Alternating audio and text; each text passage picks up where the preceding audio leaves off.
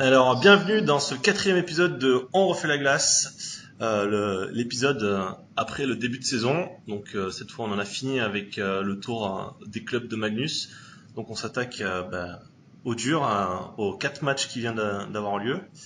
Donc ce soir, pour nous accompagner, nous avons deux amis noirs, parce que vous allez le voir, on va parler d'Amiens en particulier et de notre club. Donc honneur aux femmes, Sophie est là pour nous accompagner ce soir. Salut Sophie. Salut. Et elle est accompagnée de Sylvain. Salut Sylvain. Salut. Donc, comme on vous l'a dit, ce soir, on va faire un petit débrief des 4 premières journées de championnat qui ont eu lieu. Et on reviendra en particulier sur le début de saison de Gap et Amiens qu'on trouve un peu insuffisant. Donc, voilà. Et évidemment, ce soir, pour vous accompagner, Mathieu, comme tous les soirs, tous les épisodes. T'as failli m'oublier, mais je suis bien là. Bonsoir à tous. Ouais, le meilleur pour la fin. Donc, on rentre tout de suite dans le dur. On va attaquer on va faire selon le classement de ce jeudi 27 septembre 2018. Donc aujourd'hui c'est Grenoble qui est en tête, bon avec un match en avance. Donc Grenoble qui est à 5 victoires dont une en prolongation. C'est pas mal. Qu'est-ce que tu en penses Mathieu? Bah, y a pas grand-chose à dire pour l'instant. Ils ont eu un calendrier plutôt facile. Ils laissent juste un point échappé en route sur le tout premier match de la saison qu'ils auraient mérité de gagner peut-être un peu plus largement. Bon, pour l'instant, il n'y a pas grand-chose à dire. Le seul match qui aurait pu être test contre Angers, ils se retrouvent très rapidement devant largement. Donc au final, ça n'a pas été vraiment un test. Je pense on y verra déjà plus clair dès demain soir, puisqu'ils se déplacent du côté d'Amiens. Et malgré le début de saison un peu en dents de scie d'Amiens, ça sera quand même un plus gros test que Anglet, Strasbourg et Chamonix, malgré tout le respect qu'on a pour ces équipes. Grenoble qui est à 30 buts marqués en 5 matchs, donc 2 fessés contre Angers et contre Strasbourg. Bon, on s'y attendait. Grenoble va faire mal cette année offensivement. Sophie, Sylvain, vous avez quelque chose à rajouter ou on passe directement sur Rouen? Non, je pense que tu as bien résumé le début de saison de Grenoble. Après, on peut passer sur Rouen. Ouais, voilà. De toute façon, Grenoble, à part dire qu'ils ont une super grosse offensive et qu'ils vont éclater pas mal de monde cette année, on a fait le tour. On peut quand même noter deux trucs en particulier. Déjà que le meilleur joueur à l'heure actuelle de Grenoble, c'est pas forcément celui qu'on attendait. On n'attendait pas de voir Maxime Legault à 10 points avec seulement 3 matchs joués. Donc c'est pour montrer à quel point la menace, ça peut venir de partout. Et deuxième truc, c'est la solidité défensive. On avait vu à l'intersaison qu'ils avaient misé sur une défense plus solide et moins flambeuse. Bah là, c'est vraiment. On parle toujours de Grenoble, là? Pardon? On parle toujours de Grenoble? Oui. D'accord. Pourquoi tu es pas d'accord avec la solidité Sur défensive? la défensive, non, pas trop. Défensive, non. Ok. Bah, Ils ont une défensive qui est moins bonne que l'an dernier, ouais. Bah, dans la relance du jeu, je suis plutôt d'accord avec toi, mais je trouve que défensivement, bah après, c'est toujours pareil, ils ont pas eu de gros tests pour l'instant, et il va falloir attendre un peu pour voir. Et je trouve qu'ils accordent un peu moins de chances de marquer que l'an passé, de grosses chances à l'équipe adverse. Et si Aubrac n'avait pas eu un gros trou au premier match face à Chamonix, je pense que cette équipe, elle aurait encaissé très peu de buts au final. Il faut vérifier, il faut bien surveiller Orac parce qu'il a moins de 90% d'arrêt. Ouais, Aubrac, c'est compliqué, hein. Bon, Valo a joué la plupart des matchs pour l'instant. Deux autres points avant de passer à Rouen. Christophe Tartari qui est devenu le joueur de Grenoble avec le plus de matchs joués au club, avec plus de 400 matchs. Et la nouvelle blessure de Teddy Trabichet qui est blessé à l'épaule. Donc la saison galère de Teddy, de capitaine Teddy continue. Voilà. On passe à Rouen. Très mauvais point pour Teddy quand même. Ouais, ça va être compliqué de se... Enfin, il a déjà eu beaucoup de temps à se remettre de ses blessures de l'an dernier. Et il revenait fort, ça le coupe dans son retour. Hein. Physiquement et peut-être mentalement, ça va être compliqué pour lui, je sais pas. Peut-être plus mentalement que physiquement. Ouais. Il a passé 30 ans, donc ça va être compliqué de revenir. En tout cas, on lui souhaite un bon rétablissement. Et d'un point de vue de l'équipe, Tout à fait. D'un point de vue de l'équipe, on va attendre de voir ce que va faire Grenoble parce que ça m'étonnerait pas qu'ils aillent chercher quelqu'un. Ils ont pas l'air de vouloir faire ultra confiance au jeune Lucien Ono pour l'instant. Ils ont même replacé Bellac en défense sur un des matchs. C'est pas un signe de grande confiance pour Ono, donc Je sais pas. on va voir ce qu'ils vont faire. À voir s'ils en ont besoin aussi. Il y a un défenseur de Bordeaux qui doit partir prochainement. Non, Biot Fauvel a signé ailleurs, donc je crois qu'il y en a plus. Là. Bon, Rouen, 4 matchs joués, 4 victoires, 100% de points pris, 5 buts encaissés, donc c'est solide derrière. 13 buts marqués, c'est dans la moyenne derrière Nice, mais voilà, pareil, Rouen, on s'y attendait, ça fait le job. Mathieu? Ouais, bah ouais, c'est ça. Ils ont effectivement hein, la CHL, ça les aide pas en ce début de championnat. Hein. Ils ont des matchs qu'ils arrachent un peu parfois. La défense, tu as dit, elle prend pas beaucoup de buts. C'est surtout grâce à Pintaric. Pintaric, il a des stats fabuleuses et parce qu'il joue d'une manière fabuleuse. Et c'est lui qui tient cette défense qui, au final, je m'attendais à avoir une défense plus solide, au contraire du côté de Rouen, même si elle reste ultra solide et que c'est certainement la meilleure défense du championnat. Là-dessus, il n'y a pas de doute. J'ai été étonné par certaines phases de jeu où je trouvais qu'il laissait assez facilement l'adversaire rentrer et tout. Mais c'était des phases de jeu assez isolées. Et puis, il faut pas oublier qu'ils sont encore dans l'objectif CHL. Donc, ils ont un début de saison qui est difficile, je pense, sur le plan psychologique. Un début de saison de Ligue Magnus. Et puis, calendrier pas si facile que ça pour Ça, c'est Rouen. clair. Ils ont attaqué par Gap dès le début. Ensuite, derby avec Amiens, puis Lyon qui est revenu. Et Nice qui est l'équipe en forme de ce début de championnat, on y reviendra. Bon, c'est costaud pour l'instant, à voir si demain contre Angers. Vous avez tous les deux vu jouer Rouen, vous en pensez quoi, vous, Sophie? Oui, c'est pas, je les ai pas trouvés impressionnants au début, mais par contre, c'est Rouen. C'est, à la fin, Rouen gagne et ils sont réalistes et c'est propre. Mais je pense qu'ils sont meilleurs défensivement que Grenoble. Et c'est là-dessus que le championnat va se jouer. On peut déjà parler. Parce qu'après, ils ont eu un début.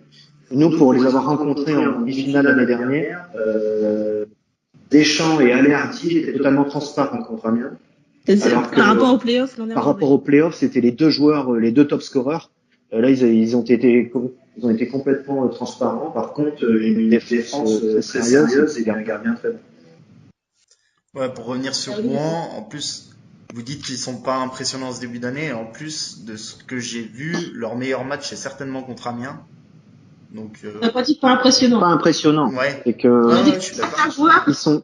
vous les voyez moins que en fin de saison dernière. L'année dernière, ils étaient peut-être, on va dire, plus spectaculaires. Mais après, en fin de saison, on les a vus aussi avec Deschamps, Aléardi et tout. Après, on voit des Gutic, des Ritz qui sont très bons. C'est une équipe qui est très bonne. Ils ont eu des recrues très performantes. Après, c'est costaud. On s'est cassé les dents dessus. Après, nous, on était en train de huiler un peu notre jeu et résultat, c'est Rouen, quoi.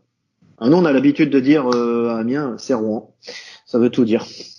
Ouais, il y a un petit rodage quand même au sens début d'année. Hein. Il sait pas trop. Il a cassé sa ligne Gutig, Aléardi Deschamps. Il sait pas trop comment refaire marcher Aléardi qui est à 3 points en ce début d'année. On pouvait l'imaginer déjà plus haut à ce moment-là. C'est sûr que le calendrier est pas facile, mais on sent qu'il tâtonne un peu. Il sait pas trop où mettre Covisto, Caron et Miklik qui sont arrivés. Donc certes, c'est pas un début de saison tonitruant comme on pouvait s'y attendre de la part de Rouen, mais ils ont pris 12 points sur 12 possibles. Si on oublie le match en avance de Grenoble et qu'on ramène ça au nombre de points pris par match, ils sont en tête du championnat. Donc même sans être impressionnant, comme tu dis, ça reste Rouen et ça reste certainement les favoris du championnat à l'heure actuelle. Et 12 points sur 12 avec de blanchissage. Mais avec un petit peu de mal défensivement contre les équipes qui vont très vite. Et d'ailleurs, je pense que la transition est plutôt pas mal. Voilà, on va parler de la troisième équipe au championnat, l'équipe qui va faire plaisir à Mathieu. L'équipe un peu surprise, sauf si vous avez écouté les épisodes de On refait la glace. Donc Nice, 3 victoires, 1 défaite, 9 points, 16 buts marqués, 10 encaissés. On s'entendait peut-être pas un début aussi costaud de Nice, surtout qu'ils n'ont pas eu un calendrier super facile. Les 2 premiers matchs étaient plutôt faciles, puisque de mémoire, ils ont joué Chamonix puis Strasbourg. Ils ont fait le job contre les deux contre Strasbourg, ils ont largement dominé. Contre Chamonix, ils ont rapidement mené au score, et donc ils sont peut-être un peu relâchés, en tout cas, ils ont moins dominé la fin de match. Et après, contre Amiens et Rouen, je me rappelle dans l'émission où je me suis un peu enflammé sur Nice, j'avais dit que Amiens, Rouen et Bordeaux, c'est les équipes qui ne devraient pas avoir de problème contre Nice. Que Nice pouvait poser des problèmes à tout le monde sauf ces trois équipes-là. Et au final, même à Amiens et Rouen, ils ont réussi à poser des problèmes. Même dans des défensives qui sont réputées compactes, même si on verra qu'Amiens, c'est peut-être pas forcément le cas en ce début de saison. En tout cas, même face à la défensive compacte de Rouen, ils ont réussi à trouver des espaces tout le long du match. C'est Thibaut qui traquait le match pour Magnus Corsi, m'a dit que Nice, ils ont eu 7 chances de marquer depuis la zone vraiment proche du gardien. 7 chances à 55, c'est un chiffre qu'on atteint presque jamais en ce début de saison. C'est la meilleure équipe à ce chapitre-là, hein. Dans tous les cas, c'est celle qui arrive le plus à tirer depuis tout proche du gardien.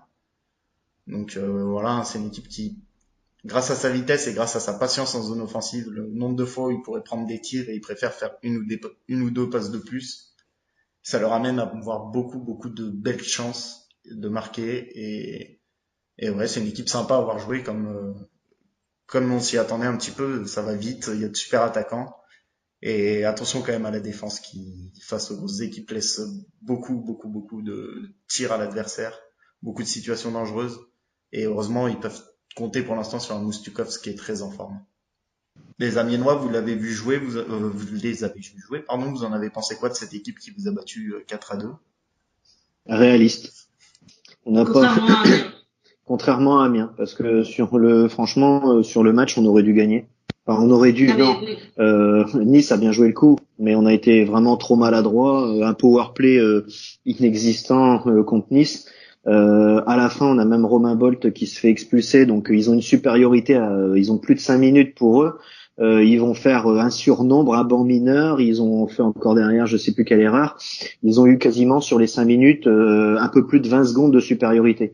Donc ils font un bon début. L'année dernière, ils ont fait un bon début, donc ça c'est propre à Nice.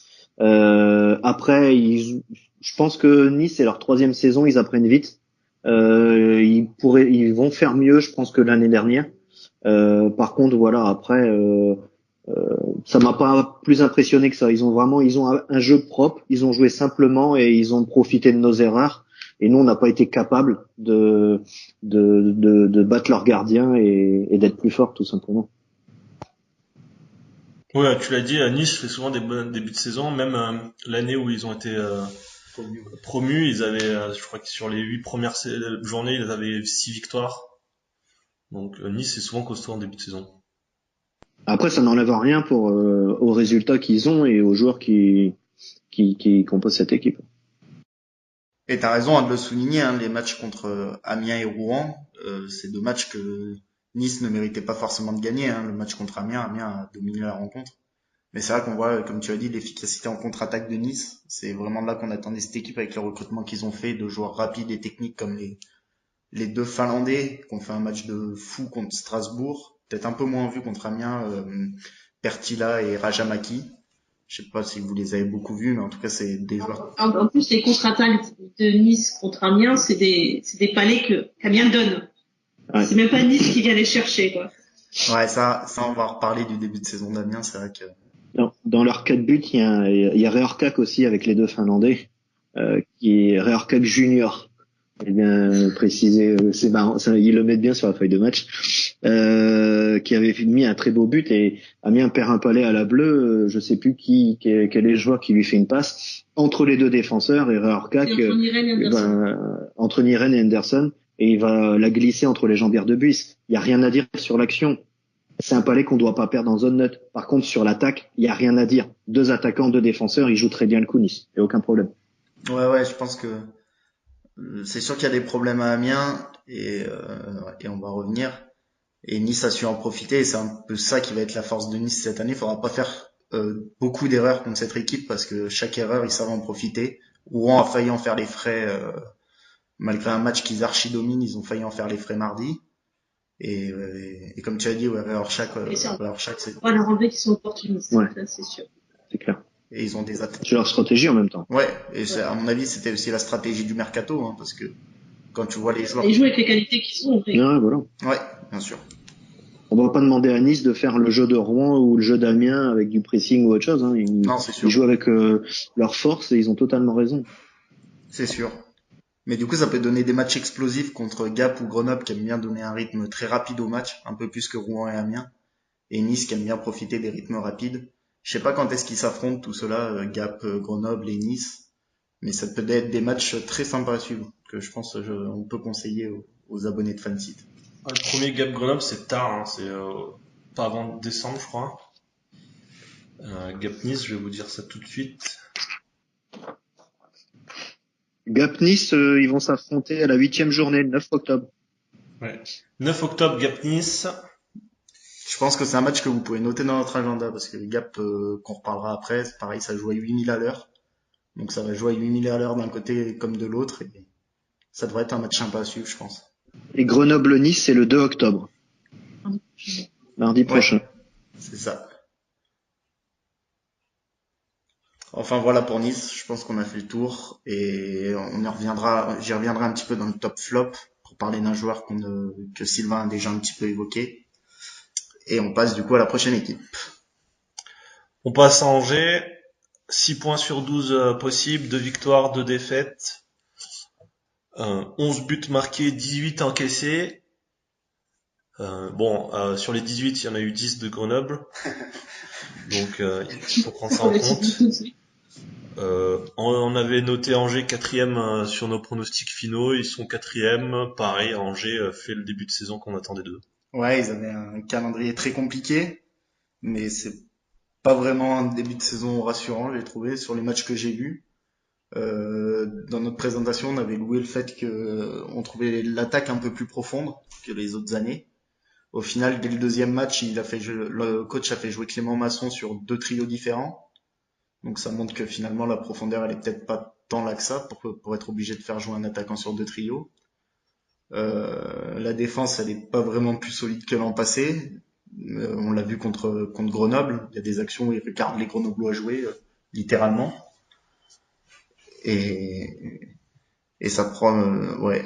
Je sais pas, je suis pas encore convaincu par cette équipe d'Angers. Après c'est vrai qu'il y avait un calendrier très compliqué sur ce début de saison pour Angers. On rappelle, Angers, ils ont affronté Grenoble dès le départ. Ensuite, ils sont allés à Bordeaux, ils ont reçu Gap et ils sont allés à Lyon. Donc 4 équipes costauds dès le début.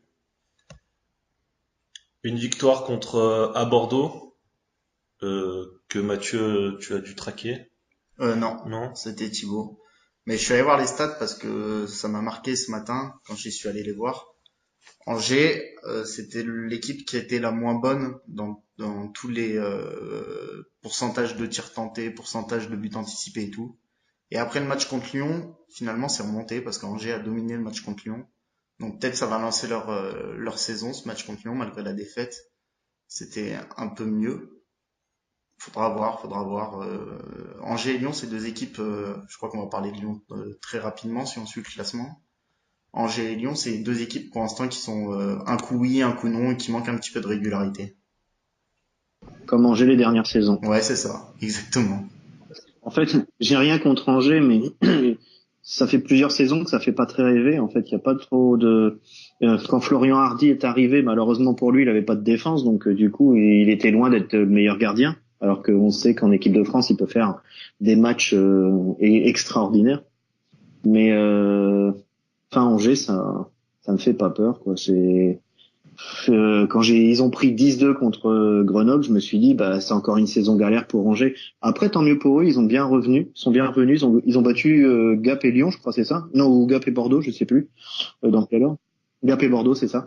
Donc voilà, après je pense que ça va être peut-être la 5-6e place pour Angers, quelque chose comme ça s'ils ont pas trop de blessés. Mais côté effectif, ouais, je suis pas convaincu.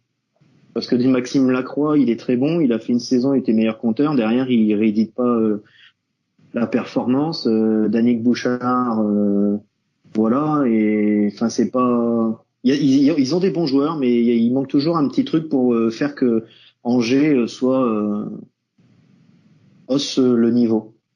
Et à une période, ils avaient des beaux effectifs parce qu'ils arrivaient à faire des finales. Malheureusement pour eux, ils sont fait à chaque fois laminés contre Rouen en finale ou en demi. Et ça reste un peu le poulie d'or pour l'instant du hockey. Je leur souhaite de gagner un titre, mais ils ont du mal un petit peu à passer cette étape, je trouve. Pour revenir juste sur un point que tu disais au début, t'as parlé de Florian Hardy. Lors de la preview, j'avais dit effectivement que l'an passé, ses pourcentages, ils étaient peut-être dus à sa défense.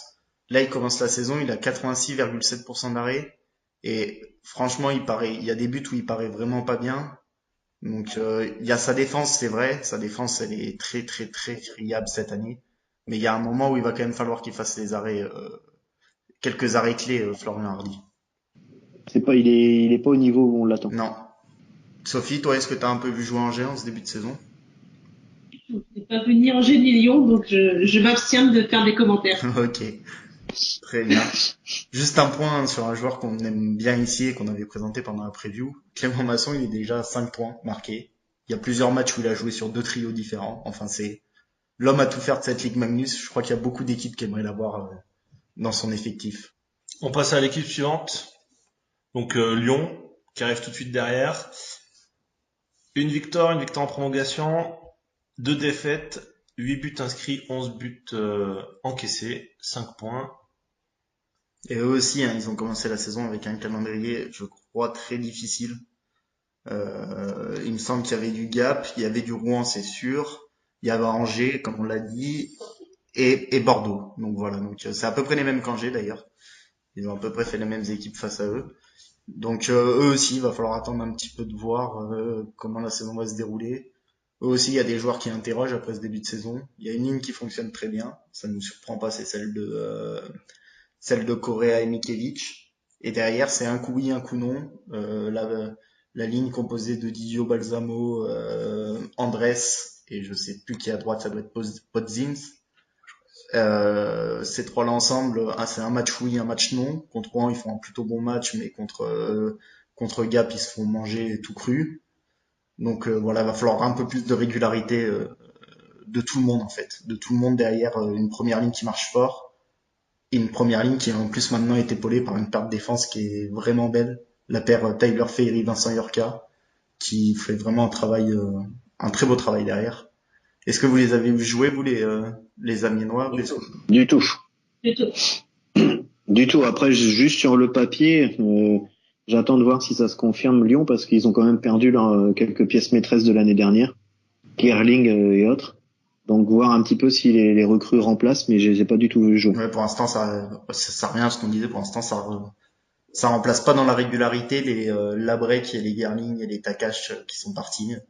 C'est sûr, pour l'instant, on n'est pas sur le même niveau, quoi.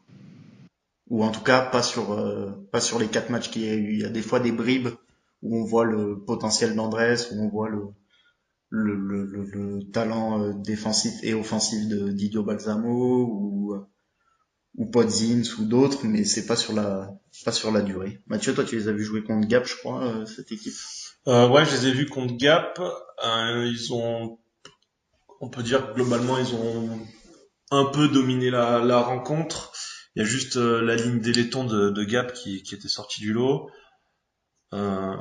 Après, Gap a fait un énorme cadeau en prolongation à Lyon, en ne défendant pas sur le buteur en prolongation qui était Podzin, je crois. Donc, mais Lyon, pour l'instant, à Gap, c'était solide. J'ai pas vu les autres matchs, donc je pourrais pas vous dire, mais en tout cas à Lyon, à Gap, c'était solide. Après, c'est toujours comme ça quand Lyon vient jouer à Gap, c'est toujours une équipe qui est difficile à jouer. Et en général, c'est toujours un match un peu pourri, il faut le dire. Et en général, c'est toujours Lyon qui gagne Gap. Donc, j'ai pas été étonné. Ouais, Ça fait de la bonne pub, ça. Ok, donc si on n'a rien à rajouter, on peut passer à la suite. Je crois que c'est Gap qui suit derrière. bon, on en parlera tout à l'heure. On fait l'impasse pour l'instant ou tu veux en dire un mot tout de suite? Ouais, on reviendra. On passe donc les deux prochaines équipes, Gap, Amiens, qui sont toutes les deux à 4 points. Mais on en reviendra plus en détail tout à l'heure. Donc on arrive au 8e, Chamonix. 5 matchs, une victoire, une défaite en prolongation donc contre Grenoble, 3 défaites sèches, 4 points, 12 buts inscrits, donc offensivement c'est la 4e équipe, mais 17 buts encaissés, c'est la 2e moins bonne défense avec Strasbourg. Derrière Angers, mais Angers pareil, c'est pas vraiment pertinent. Ils ont pris un point à Grenoble, on s'y attendait pas forcément. Puis ils ont battu Bordeaux. Et ils ont battu, voilà, ils viennent de battre Bordeaux, à Bordeaux d'ailleurs en plus. Donc ils sont accrocheurs à chaque match. À chaque match, ils perdent de pas beaucoup. Leur plus gros écart, ça a été de 3 buts face à Grenoble, mais ils reviennent en fin de match. Sinon, ils sont toujours à 1 ou 2 buts. Pourtant, cette équipe, quand on la voit jouer, elle est dominée sur la glace. Mais par contre, à chaque fois qu'on lui fait un moindre petit cadeau, le minuscule petit cadeau, et Grenoble a failli en faire les frais, elle score. Et Bordeaux en a fait les frais, justement. C'est une équipe qui convertit énormément de ses tirs. Si on prend le pourcentage de tirs rentrés, elle est dans le haut du classement et elle est devant des équipes comme Lyon, Gap, Amiens, Angers, ou voilà, c'est tout pour les grosses équipes, ou Mulhouse ou Anglette. Enfin, elle est devant un paquet de monde à ce chapitre. En plus, leur gardien fait un vrai bon début de saison, Richard Sabol. Il a volé quelques matchs, notamment celui à Bordeaux. Il a fait un gros match à Bordeaux. Donc pour l'instant, Chamonix, ça tient. Après, il faudra faire attention à ce que la réussite, elle tombe pas du mauvais côté un jour, parce que mettre tous les cadeaux que les adversaires donnent, ça peut marcher un temps. Si ça marche sur toute la saison, ce sera bravo pour eux, mais c'est pas dit qu'ils y arrivent tout le long. Et puis là, il y a un sacré calendrier qui arrive dans les prochains jours avec Gap et Lyon notamment. Vous avez d'autres choses à rajouter, les Amiénois? Je les avais pas encore vus jouer, mais... Non plus. Non, on les a pas vus jouer. Bon, après, on connaît pas mal de joueurs de l'équipe, parce qu'il y a Aiki Laimé qui a recruté ancien Amiénois, parce qu'entre Fauchon, Casarine, Coulot, je sais plus s'il y en a un quatrième. Donc il a repris des JFL, il en avait besoin, et des JFL qu'il connaît. Après, on en parlait avec Sophie, Fauchon a marqué un but au dernier match sur une assise de Casarine. Enfin, ça fait bien longtemps qu'on n'a pas vu ça sur une feuille de match à Amiénois. Donc tant mieux, et c'est bien pour eux, et je pense que Aiki il peut faire du bon boulot. Après, effectivement, tu parlais de réussite, tu parlais d'occasion, etc. Ça, c'est encore autre chose. Mais là, Aiki, il est là depuis le début de la saison. Il a pas récupéré l'effectif l'année dernière, après 3 autres entraîneurs, un effectif qu'il avait pas fait, etc. Donc Aiki, pour l'avoir côtoyé à Amiens, on sait qu'il fait du bon boulot. Après, il fait avec le budget et les armes qu'il a aussi. Avec les moyens du bord. Avec les moyens du bord. Il y a que 4 journées de jouer. Voilà. Donc c'est pas, il y a pas de quoi tirer des enseignements définitifs. Non, c'est clair. C'est encore très tôt dans la saison. Juste pour rebondir sur les joueurs amiénois que tu as cités, pour avoir vu jouer plusieurs fois Chamonix et pour en avoir discuté avec Thibaut de Magnus Corsi, on a tous les deux été impressionnés par le niveau de Fabien Casarine. On s'est même demandé ce qui lui était arrivé ces 2 dernières saisons pour être autant en difficulté, d'un coup ressuscité comme ça. C'est lui qui, quand il est sur la glace, c'est lui qui dirige le jeu. Il a la rondelle dans la crosse et c'est lui qui dicte le rythme. Et c'est pas pour rien qu'il se retrouve avec 3 points après 5 matchs. Ben, s'il écoute, je veux pas être méchant avec lui, mais franchement, on a eu Casarine qui a été élu meilleur espoir du championnat français, je ne sais plus en quelle année, 2015 je crois, à Amiens.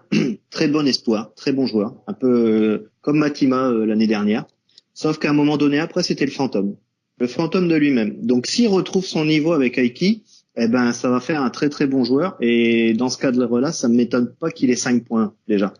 Par contre, il a fait 2 saisons, dont même une à Lyon, etc. Il était totalement transparent. Je sais pas ce qui s'est passé, je le connais pas, je le côtoie pas, mais voilà, son niveau, il est autre, et t'es pas élu meilleur espoir comme ça par erreur. Est-ce que tu penses que ça peut être l'année de la maturité pour lui, entre guillemets? Oh, je pense que c'est trop tôt pour le dire. Quand tu fais 2 saisons blanches, arriver là, est-ce que c'est de la réussite d'avoir 5 points et tout? Je pense qu'à mi-saison, on pourra voir si c'est la maturité ou pas. Et ben on suivra ça. Ça va être un des joueurs intéressants à suivre. Je trouve qu'il y en a beaucoup des jeunes Français qui performent fort en ce début d'année. Je sais pas ce que vous en pensez, si vous avez le même sentiment. Des jeunes Français, je pense, on va en reparler à Gap. Théo Sarlièvre, à Strasbourg il y en a pas mal aussi qui sont sympas. À Nice il y a Aurélien Doré et Peter Reorchak qui font des gros débuts de saison. Je trouve qu'il y a pas mal de joueurs français qui réussissent fort en ce début d'année. Pour les Niçois, oui, effectivement, Doré nous a mis 2 points. Une belle passe et un beau but. Et effectivement, il tient la route derrière. C'est un défenseur, je me trompe pas. Après, Reorchak, il est bon aussi. Et après, effectivement, le gars pensé, je connais deux noms, mais j'ai pas vu jouer, donc je pourrais rien pas te dire. Après, sur d'autres, on va tomber sur ceux qu'on a côtoyés déjà la saison passée, donc là-dessus, il faut quelques matchs pour voir un petit peu, voir des matchs et voir les résultats. Après, j'ai raté l'épisode où chaque est pensé. Pardon? Et peut-être Franco quelque chose. Oh. Ah, tu n'as pas écouté On refait la glace parce qu'on nous a précisé que Reorchak était tchèque, mais il est considéré comme JFL. Ouais, d'accord, parce que si je parlais de joueurs Ah, non, français. il est pas du tout Ah, il est français. considéré comme JFL. Il est JFL. considéré comme JFL. Je confonds avec un autre alors. Je dois confondre avec Vrillink. C'est Vrillink qui est 100% français? Vrillink est français. Vrillink voilà, est français. Je confonds les deux. Autant pour moi, je m'excuse. Mais Reorchak est quand même compté comme JFL. Ouais, mais oui, d'accord. Il est pas vraiment français, c'est une erreur de ma part. Après, oui, il y a deux choses différentes. Hein. Je crois que JFL, il fallait que tu sois formé dans, je sais plus, que tu aies passé combien de saisons formé dans un club français et tout. Mais tu peux être d'origine étrangère. Il y a le fils à Sutor qui est dans le coin aussi au niveau de Nice. Ça m'étonnerait pas qu'il soit JFL aussi. Il est JFL Sutor, je te confirme. Ouais, voilà. Stan Sutor, son père, il est entraîneur de Nice depuis je sais pas combien de temps. Et puis après, il était joueur même à Nice et puis ailleurs. Donc, c'est pas étonnant qu'il soit JFL. Pour le point règlement, peut-être que les gens nous confirmeront, mais il me semble que c'est 5 saisons avant les U18 pour être considéré comme JFL. Et du coup, Reorchak, il a été formé où, lui? Pour être JFL, vous le savez? Chamonix? Reorchak, il est considéré jusqu'à sur Elite Prospect, il est indiqué Proprad à partir de ses... Ouais, ouais, c'est bizarre. C'est étonnant. Mais voilà, si quelqu'un est un spécialiste de Reorchak, savoir comment ça se fait qu'il est JFL. Parce qu'il est arrivé, selon Elite Prospect, il serait arrivé en France en 2016. Donc à 21 ans. Donc c'est... Donc déjà trop tard pour... Donc il a dû jouer vraiment très très jeune. Il était vraiment considéré GFL, mais où est-ce qu'il est? Ouais. C'est son père qui jouait à Chamonix à et à Nantes, Mont-Blanc. Ouais. Ah, c'est ça, il a dû naître, il a dû arriver il a dû arriver à 8 ans, 6 ans à Nantes. Et du coup, il a dû jouer 5 ans dans toute petite catégorie entre Nantes, Tours, Chamonix et Mont-Blanc. Du coup, Sylvain, si tu peux nous confirmer ça entre deux étapes de ton hockey franco. D'accord. C'est l'autre Sylvain, on précise. Oui. Sylvain thaïlandais. Ouais, l'autre Sylvain, non, je sais. Allez, à la suite. On passe à une autre équipe qui a 4 points. Et un gros paquet à 4 points. Mulhouse. Donc pareil que Chamonix. Une victoire, une défaite en prolongation et 2 défaites sèches. 8 buts marqués, 14 buts encaissés. Mulhouse qui n'avait pas un début de saison si compliqué. Voilà, ouais. Et c'est dommage parce que ces matchs-là, la plupart, soit ils les dominent. Alors contre Amiens, non, ils dominent pas, mais le reste des matchs contre Anglet, c'est serré et les deux autres ils dominent. Et au final, ils n'en gagnent qu'un, ils gagnent que contre Chamonix. Et eux, ce qui leur coûte vraiment très cher depuis le début de la saison, c'est les unités spéciales. Les unités spéciales, elles font très très très mal. Je suis allé voir ça ce matin, j'y retourne actuellement. Mulhouse en supériorité numérique, c'est 5% d'occasions converties. Il y a que Chamonix et Anglet qui font pire.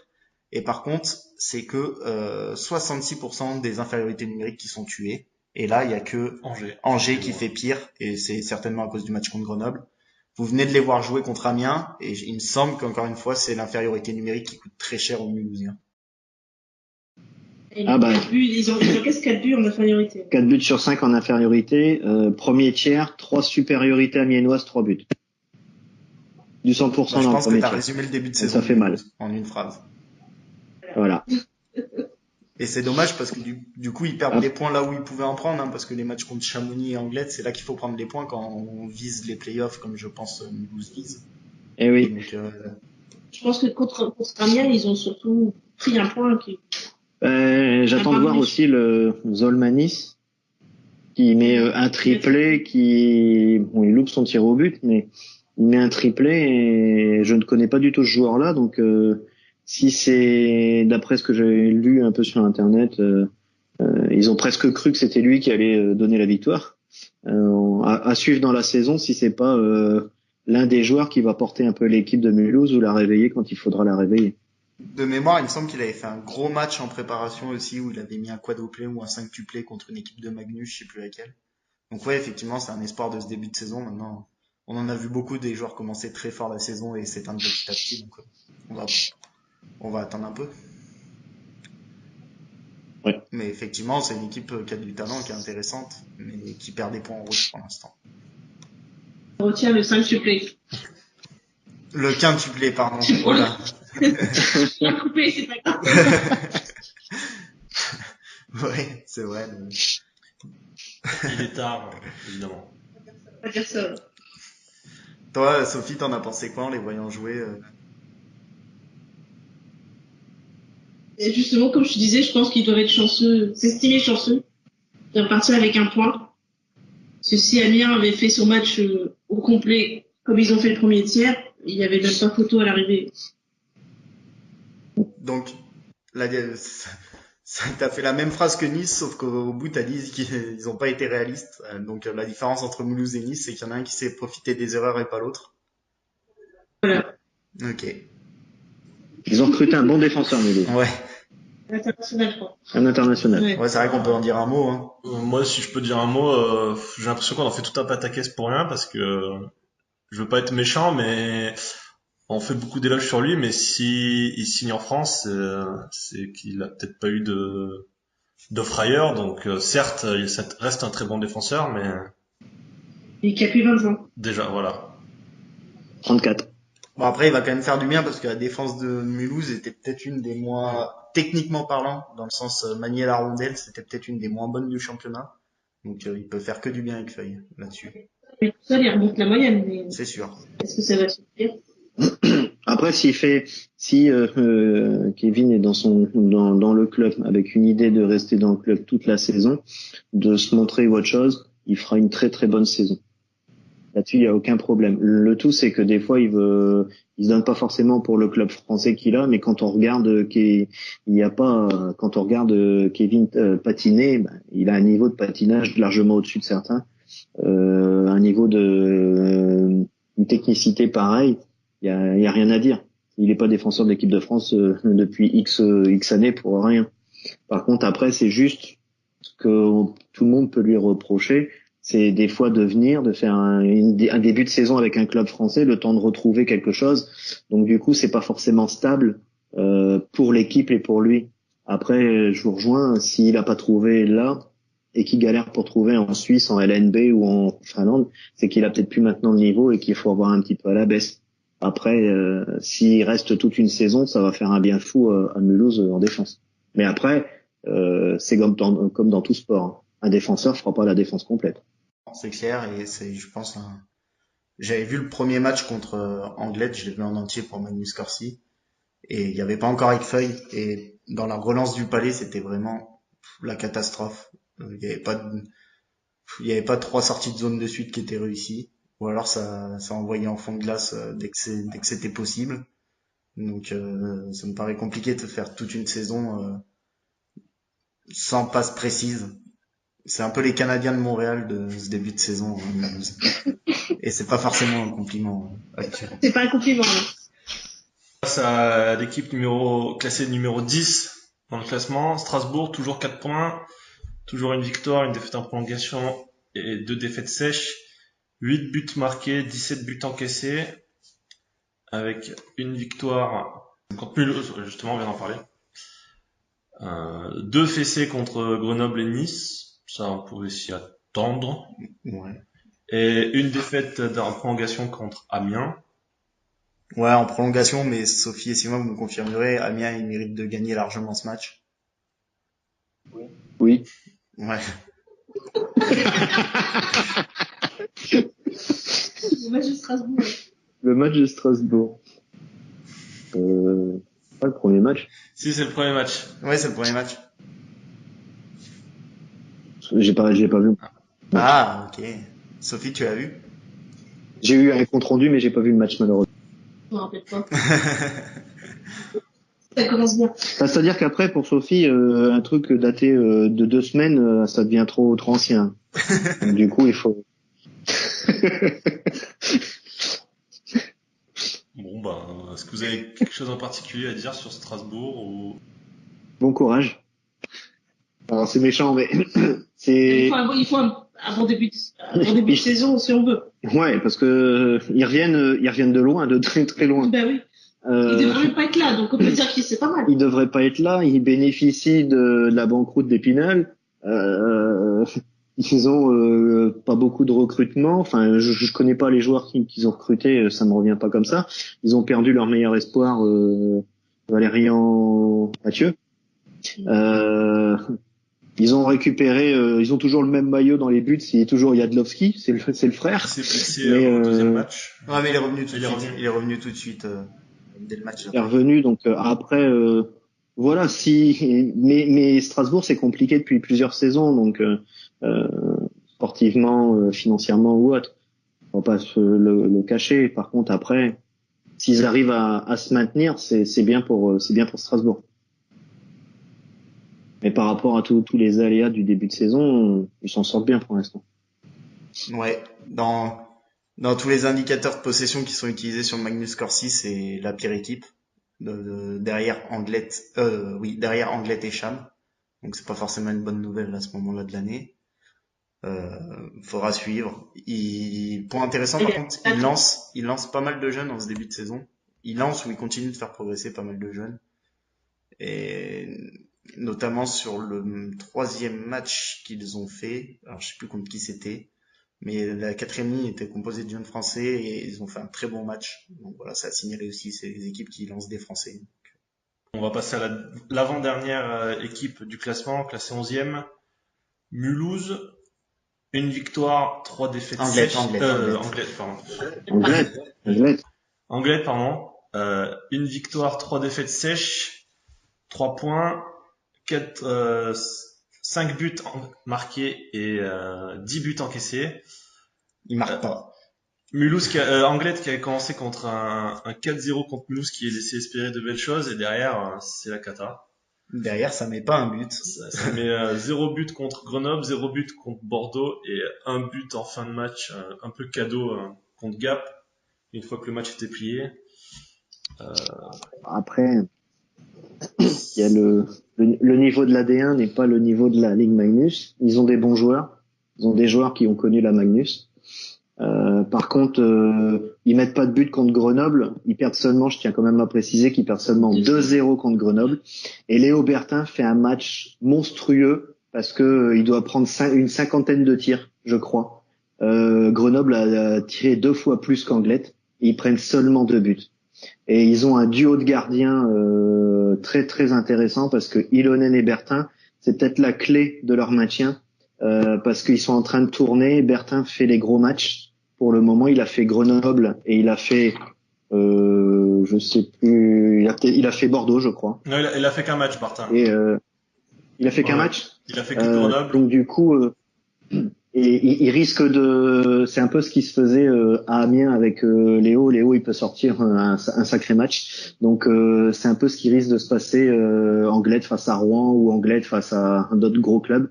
Et donc ils peuvent se reposer sur un beau duo de gardiens. Après, il faut retrouver l'efficacité offensive si tu veux mettre des points parce que c'est beau de ne pas trop encaisser, mais il faut toujours marquer un but de plus. Ouais, un bon gardien, on peut même rajouter une bonne défense au complète, certes emmenée par ces gardiens, mais derrière la paire Kounal-Jalbert et c'est très solide. Tout ce qui est Mazo, Sova, Grenier, voilà, c'est Grenier que cherchait et Ponce. Franchement, c'est très solide et ça va être difficile de les manœuvrer en défense. Mais après, pour l'instant, il manque l'attaque. Ils ont mis la petite stat qui tue. Ils ont mis 4,5% de leurs tirs cadrés, ils les ont mis, à savoir que la moyenne de la ligue, elle est à 8,9%. Il leur faut le double de tirs pour mettre un but que la moyenne de la ligue. Et comparé à une équipe comme Grenoble qui est à 16,4, il faut 4 tirs à Anglet pour mettre le même nombre de buts, pour mettre ce que Grenoble met en un seul tir. Là, tu compares un comparable. Ah oui, bah c'est sûr. Tu compares Grenoble et Anglette. Et compare le PSG à l'ASC, pareil. Non, bien sûr, mais c'était plus par rapport, ça c'était pour faire du sens un peu, mais c'est plus la comparaison par rapport à la moyenne de la ligue qui est intéressante. Ils sont bien en dessous de la moyenne de la ligue à ce niveau-là, et déjà quand ils vont réussir c'est impensable qu'ils restent à un tel pourcentage. Ils vont monter au moins un petit peu dans le raisonnable, et ça déjà ça va leur faire du bien. Et s'ils restent solides défensivement comme ils le sont, ils peuvent accrocher quelques équipes. Ils seront dans les playoffs. Anglais 8e, playoff. On annonce. Côté. Demain, il va y avoir un autre test, voir si Anglette va se réveiller de la claque infligée par Gap. Ils reçoivent Lyon.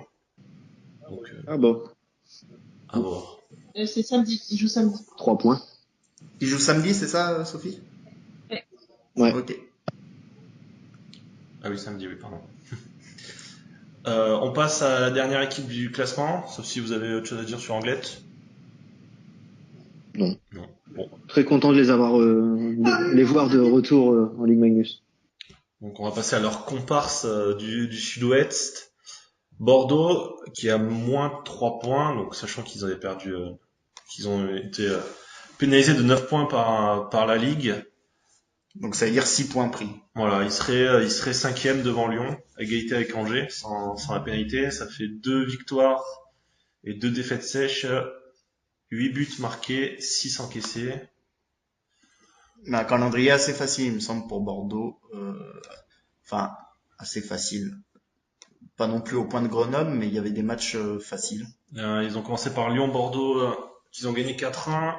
Bordeaux-Angers, Anglette-Bordeaux, donc le derby qu'ils ont gagné. Et Bordeaux-Chamonix qu'ils ont perdu. C'est peut-être le seul point vraiment noir du début de saison bordelais. Bordeaux n'a pas gagné un seul match chez eux pour l'instant. Non. En effet. Et Bordeaux ne met pas de but non plus depuis le début de saison. Le score était à 0-0 pour les tirs. Ouais, bah c'est une équipe qui défend bien, mais du coup quand il y a 2-3 erreurs défensives et qu'ils se retrouvent derrière au score, on a l'impression qu'ils savent plus comment faire pour revenir. C'est ce qui s'est passé contre Chamonix. Donc Après, on revient aussi avec ce que je disais sur Strasbourg, le début de saison. On a parlé de Bordeaux, début de saison. Il y a des soucis, je reviendrai pas dessus, mais quand tu prends la tendresse, t'as Kramar qui vient de Gap ou Lyon, je ne sais plus. Gap, hein. Et donc du coup, qu'après t'as 2 joueurs qui s'en vont à quelques jours, quelques semaines avant le début de saison, t'en as d'autres qui arrivent. Ah voilà, faut que ça se mette en place aussi. Il y a le contexte qui a pas été très favorable à Bordeaux. non, c'est sûr. Puis le système de jeu de Boson, il est toujours particulier à assimiler. Donc pareil, il va falloir attendre un peu. Mais le problème de Bordeaux, c'est que le temps cette année, ils vont pas en avoir beaucoup. Parce que les 9 points, il va falloir les rattraper très vite, je pense, pour avoir une chance d'aller en play-off. Ils ont perdu des gars comme Félix Petit qui font le jeu. Il y a Nicolas Bèche derrière qui était quand même une personne avec de l'expérience. Il y a Diode Fauvel, etc. Enfin voilà, pas mal de changements. Ils ont terminé la saison avec Kemener et récupèrent Fouquerel qui avait débuté de la saison. Donc pas mal de changements malgré tout. Et c'est pas Tanner Glass qui peut faire le jeu. On attend encore de voir s'il joue. Parce que pour l'instant, on l'a pas vu. Je veux dire qu'il est Il transparent. casse des vitres. Mais à part ça, Ouais, alors qu'il joue, je sais pas si c'est le cas sur les 2 derniers matchs, mais sur les 2 premiers, je sais qu'il a joué sur la première ligne. C'est quand même un gâchis quand t'as l'effectif que t'as de faire jouer Tanner Glass sur la première ligne, je trouve. Il a 0 points en 4 matchs. 0 points, une fiche de moins 4, seulement 4 minutes de pénalité. Bon. ouais, mais il est venu pour visiter la région. Ouais, je pense bien. Et puis même s'il était venu à 100%, dans tous les cas, un goon de NHL, ça a beau venir de NHL, ça reste un goon. On peut citer le gros point positif de ce début de saison bordelais, Clément Fouquerel qui semble partir sur de très bonnes bases de retour au top niveau qu'on lui connaît. 95.8, c'est tout simplement énorme. Hein. Ouais, ça m'étonnerait même qu'il arrive à tenir là-dessus, c'est presque inhumain, 95.8. L'an passé, de tête, il me semble que le meilleur, c'est Orac à 92.1. Donc 95 points minutes, ça me semble énorme, mais effectivement, c'est un très très très très bon début Non, de il saison. ne va pas tenir sur ce rythme-là, c'est pas Non, possible. il tiendra pas. Non, c'est sûr qu'il va Ou alors, forcément c'est- redescendre, c'est- mais c'est de bon augure. Hein. On va espérer que ses genoux, ses acuteurs tiennent le coup. Et si ces attaquants pouvaient enfiler l'aiguille en face, je pense que ça lui ferait du bien. Oui. Et on n'a pas encore vu le jeune Junca cette année. On va attendre de le voir aussi, c'est intéressant. Franco-espagnol, non? Oui, c'est ça, c'est celui qui vient de Grenoble, le jeune qui vient de Grenoble. Peut-être demain à Strasbourg. Peut-être qu'ils vont. C'est une possibilité. Bon, je pense qu'on peut passer Au cœur de l'épisode, même si on a été. Ouais, on a été assez long finalement, même beaucoup trop. Bon, on va prendre la première équipe au classement. Donc Gap. Gap, donc 4 matchs, 1 victoire, 1 défaite en prolongation, 2 défaites sèches, 11 buts marqués, 9 buts encaissés, donc 4 points, 6e au classement. Bon, un calendrier difficile, ils ont commencé d'entrée à Rouen. Ensuite, ils ont accueilli Lyon et déplacement à Angers. On sait que Gap aime pas trop les petites glaces. Je crois que sur les 13 derniers matchs à Angers, ils en ont gagné que 2. Donc, calendrier difficile, mais moi, pour les avoir vus jouer contre Lyon, le fond de jeu m'inquiète un petit peu.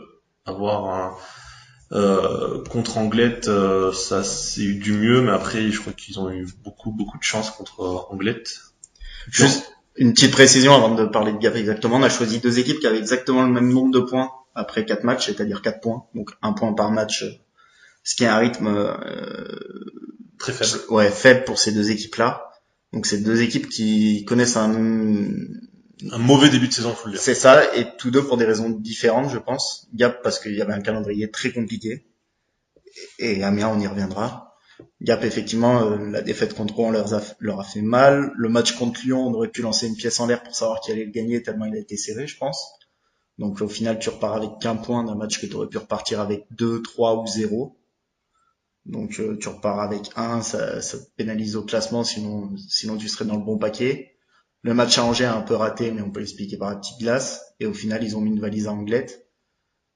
Donc oui, pour l'instant, c'est faible. Mais est-ce qu'il faut tout de suite s'inquiéter pour Gap? Je suis pas sûr. Je pense que la saison est longue. Dans tous les cas, Gap, ils sont remplis de jeunes joueurs qui vont progresser dès cette année, certainement. Je pense qu'il faut pas s'enflammer tout de suite sur cette équipe. Mais comme tu as dit, par contre, le fond de jeu, sur certains matchs, il peut questionner. Même sur... c'est un peu tout ou rien. Les jours où ils vont être en réussite, ils vont mettre un 6-1, comme ça a été fait face à Anglette. Les jours où ils vont pas y arriver, où on va bien les prendre. Ils vont s'en prendre 9 comme à Grenoble il y a 2 ans. C'est possible. C'est possible. Le système de jeu de Gap, il est très simple. Hein. C'est si on peut faire une passe, on en fait une, sinon on envoie devant et on va forcer. Quand on est en zone offensive, on tire dès qu'on peut. Puis après, on met le pressing à 4, voire à 5 même sur certaines séquences. Donc c'est très simple comme système de jeu. Donc quand ça marche et qu'on arrive à étouffer l'adversaire en zone offensive adverse du côté gapençé, bah ça fait des 6-1 comme ça a fait face à Anglette. C'est vraiment ça. Anglette n'arrivait plus à sortir de leur zone. Mais le truc c'est que quand le pressing ne marche pas, bah on prend des contre-attaques sur contre-attaques et on peut être très très très vite inquiété de l'autre côté. Et c'est le système qui est maintenant mis en place depuis une longue saison, il me semble, hein, par Basile, Mathieu. Ouais, on l'avait vu en 2017 pendant l'année du titre. Gap récupérait souvent les palais en zone offensive. C'était la grosse force de Gap qu'ils empêchaient tout de suite le jeu adverse de se développer. Mais voilà, comme on l'a dit, c'est qui tout double. Hein. Si ça marche, tant mieux parce qu'on se projette tout de suite vers la cage. Si ça marche pas, ça laisse une moitié de glace derrière à un possible 3 contre 2, un possible surnom. Donc, voire pire, voire des fois Anglette qui descendait la glace à 3 contre 1 là mardi. Donc heureusement Anglette a du mal à mettre ses buts au fond, mais ça peut très vite faire très mal. Je me souviens d'un moment contre Lyon où il y a eu un 3 contre 1 dans la bande avec 2 joueurs de Lyon dans l'enclave. Donc on va en revenir, mais Jordan Cook, c'est une satisfaction de ce début de saison qui fait un bon début de saison, 91%. Après, on peut aussi expliquer Pierre Crinon qui est blessé jusqu'à Noël, donc ça fait un gros physique en défense de moins. Donc défensivement, il n'y a pas beaucoup de physique à Gap, enfin À part Dan de Gibb. poids quoi, à part Dan Gibb. Et on peut aussi noter le retour de Morin Bouvet qui n'avait pas joué de la saison et qui euh, prend de plus en plus les clés du camion, si on peut le dire. Euh, Moi, je vois vraiment une différence entre les matchs avec Morin Bouvet et sans Morin Bouvet. Les trois premiers débuts de saison, les trois premiers matchs, c'était Robban Colomban qui était au centre de la deuxième ligne avec Gutiérrez et Gutiérrez et Abramov. Gutiérrez était un peu perdu. Je trouvais il avait du mal il essayait de défendre, enfin il essayait de compenser aussi Colomban, même si Colomban est très intelligent, c'est son gros point fort pour l'instant. On en reparlera peut-être un peu plus tard. Mais là, match contre Anglette, Bouvet est revenu et Gutiérrez a marqué 3 points, je crois. Donc, Ouais, Gutiérrez il était partout parce qu'il pouvait être partout justement. Morin Bouvet, c'est un vrai centre qui sait tout faire, attaquer et défendre, et du coup Gutiérrez peut se concentrer sur l'attaque. ouais, c'est ça. Ça fait la deuxième saison qu'ils jouent ensemble. Ils se connaissent par cœur maintenant. Il a aussi offert Morin Bouvet, il a aussi offert le premier but de la carrière de Théo Sarliève.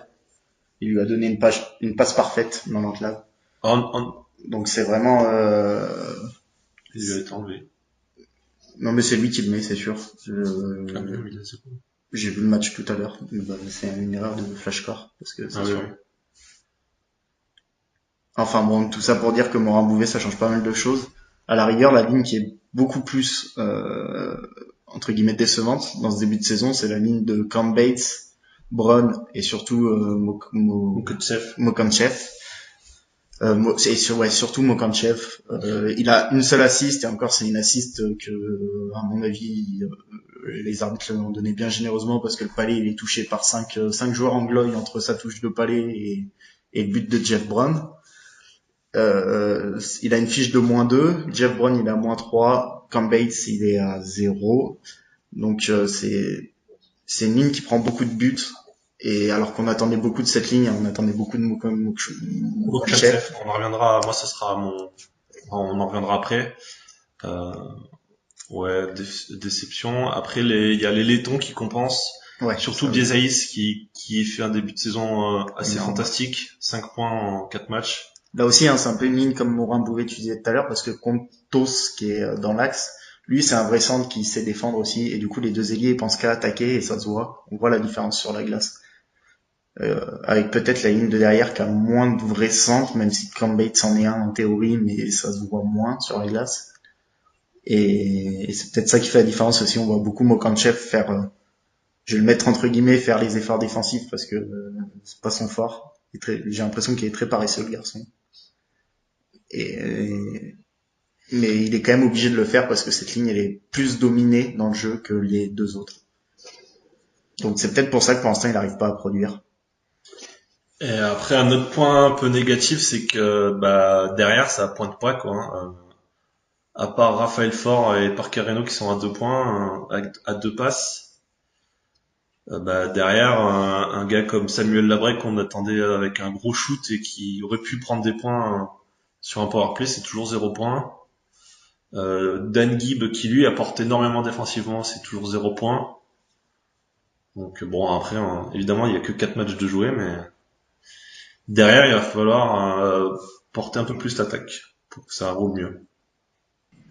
Les Amiénois, un avis sur Gap? Vous les avez pas encore vu jouer, j'imagine? On les a pas vus. Non, on se disait juste que vous oubliez un point, c'est qu'il y a eu quand même un gros turnover dans l'effectif pendant l'intersaison et que ça demande forcément du temps. Ça oui, on l'avait abordé dans l'épisode de préparation sur Gap. Alors on n'était pas là. Non, mais je reviens dessus où moi j'avais dit que dès les débuts, il y avait le premier match, c'était Gap-Briançon où il y avait déjà une énorme connexion entre Jeff Brown et Christophe Contos où on avait l'impression qu'ils allaient jouer ensemble toute leur vie. C'est plus le cas. Hein. Ouais. Après on a quand même justement Morin Bouvet et Gutiérrez qui vont déjà jouer une saison et demie ensemble. Une saison. Ouais, à 2 mais pas à 3. Donc ouais.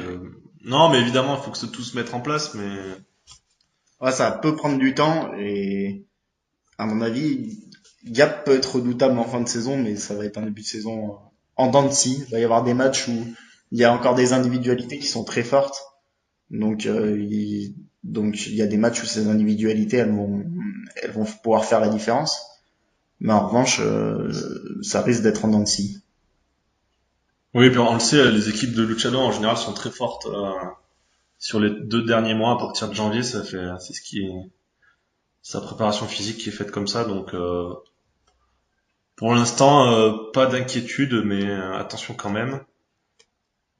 On peut aussi parler d'une rumeur qui s'est éteinte dans l'œuf.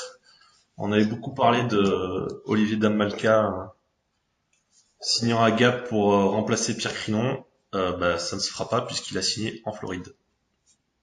Ça aurait été quand même en dehors de ces frasques avec les supporters adverses, donc toutes les patinoires que ce soit, ça aurait été quand même beaucoup de Gap de faire signer Olivier Damalka. Hein. C'est clair. Problème de budget peut-être. C'est peut-être aussi un problème de budget, ça, on ne sait pas, mais Après, Dame Malka, c'est un statut national et international, donc du coup, ça peut se comprendre. Mais après, je rejoindrai ce que disait Sophie. Il y a eu pas mal de changements. Bon, je connais pas tous les joueurs parce que l'inconvénient du début de saison pour moi avec Gap, c'est qu'il y a tellement de nouveaux joueurs que faut retenir tous les noms. Mais bon, après Luciano, on sait que il a pour habitude de changer une dizaine de joueurs chaque année. Par contre, mais ça c'est juste une avis comme ça, juste un avis sur le papier parce que je les ai pas encore vus jouer. J'ai l'impression que son recrutement cette saison est moins important que les précédentes saisons. Et donc, et je peux me tromper, mais j'attends pas Gap au même niveau que les saisons précédentes. oui, c'est ce qui est globalement Mais- ressorti des débats des précédentes émissions, c'est que moi personnellement, j'ai l'impression que le recrutement, c'est plutôt un recrutement sur la durée, surtout avec les jeunes Français. C'est Les jeunes Français, il a perdu des joueurs comme Tillet qui est venu à Amiens, mais que Marius Serrer qui est parti à Angers. Enfin, des jeunes qui sont quand même jeunes, hein, français, mais un peu plus expérimentés. Donc, il y a après les Américains ou autres, je m'abstiendrai de dire quoi que ce soit, je les connais pas. Mais voilà, il y a peut-être justement, c'est peut-être un petit changement de la part de Basile. C'est peut-être on change un petit peu et on reconstruit sur une ou deux saisons. Chose qu'il ne faisait peut-être pas par rapport à oui, eux. voilà, ouais. Plus l'arrivée des Lettons et des Russes, ça faisait longtemps on n'avait pas vu des Européens de l'Est arriver dans des équipes de Luciano. Est-ce que c'était dû à un mauvais réseau ou une volonté de Luciano de faire des équipes franco-anglaises au niveau de la langue? Un mauvais réseau de la part de Luciano Basile, ça m'étonnerait. Ouais, mais justement, peut-être à une époque où Rouen et Grenoble commencent à aller taper vraiment sur le marché européen, ils vont chercher des joueurs que je pense d'autres clubs européens avaient envie d'avoir aussi. Est-ce que le réseau, ça suffit peut-être plus désormais? Juste le réseau de Basile? Je pense qu'il y a plusieurs contextes. Le réseau, il doit toujours l'avoir. Après, Basile, on sait très bien qu'il il est pas dans un club où il va surenchérir. Je dis pas que Amiens va le faire, au contraire, on le fait pas non plus. Après, il y avait une stratégie. Quand on regarde que Basile, c'était pas cette saison, c'était la saison d'avant, il est parti, il est revenu. Voilà, je pense qu'il y a tout un contexte qui n'est pas que son carnet d'adresse. Pour moi, son carnet d'adresse, c'est comme carnet d'adresse quand tu avais Dave Henderson entraîneur. Enfin, c'est des gars qui il y a des joueurs qui connaissent pas, mais ils savent taper sur le bon scout ou autre pour avoir les bonnes références. Là-dessus, je pense que et après, le tout, c'est de voir un petit peu. On sait très bien qu'il y a des joueurs qui veulent pas venir en France. On sait très bien qu'il y a des clubs qui n'ont pas forcément le budget ou autre chose. On sait très bien que tu peux pas miser plus sur un joueur qu'un autre, sous peine de pas avoir quatrième ligne, etc. Enfin, il y a pas mal de critères qui rentrent en compte. Et pour le coup, je crois que je mettrai le carnet d'adresse de Luciano de côté parce que je pense pas c'est lui qui a impacté. une autre chose à dire. C'est que la vie d'un Amiénois, peut-être hein. plus statistiquement. Non, bah l'équipe de Gap, je regardais avant le match contre Anglet, elle était dans les équipes en dominatrice mais en manque de réussite. Après le match d'Anglet, elles sont dans les équipes Gap est dans les équipes pardon, à la fois dominateur et à la fois en réussite. Donc si ça continue sur ce rythme-là, ils devraient remonter au classement. Non, statistiquement, il n'y a pas grand-chose à dire. Ils sont là, ils font des matchs corrects pour l'instant, je pense. Et il leur a manqué pas mal de réussite, notamment contre Lyon, où ils ont eu plusieurs occasions de tuer le match à un partout, et ils l'ont pas fait. Et je pense que c'est ce match-là qui nous fait totalement changer notre vision de ce début de saison. Si Lyon perd, ça se trouve on parlerait de Lyon aujourd'hui et pas de Gap.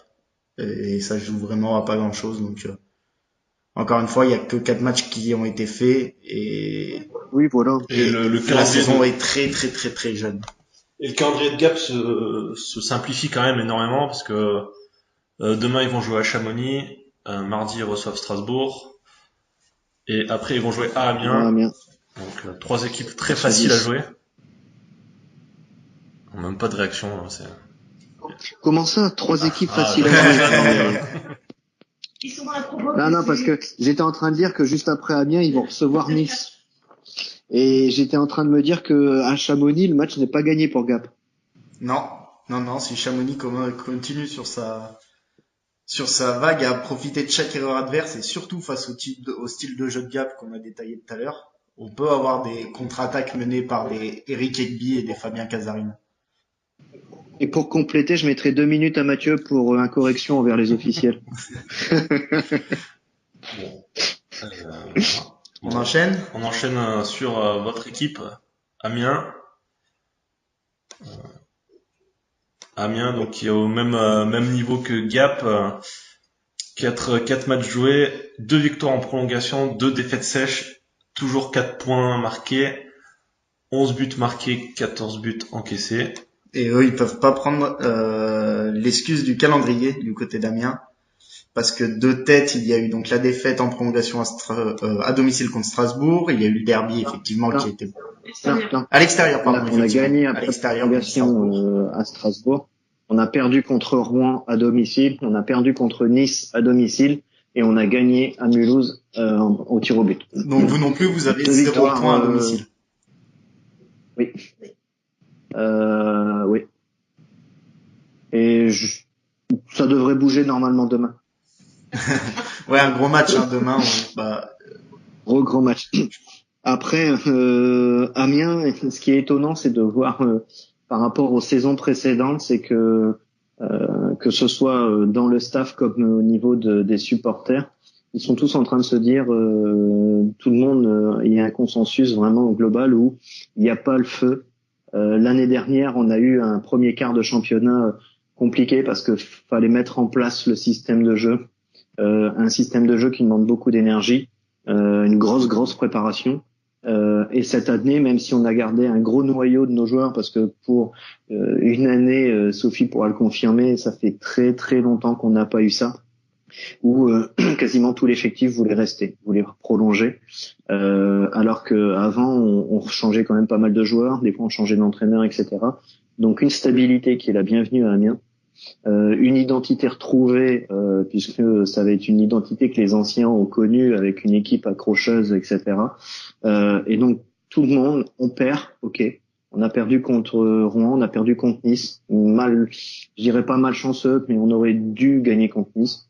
Mais malgré tout, il n'y a pas péri dans la demeure. Et voilà, le jeu se met en place. On est revenu à Mulhouse avec un powerplay qui était inexistant au début. On met 4 à Mulhouse. Alors, est-ce que c'est le powerplay amiénois qui est retrouvé? Est-ce que c'est Mulhouse qui sont un problème d'infériorité?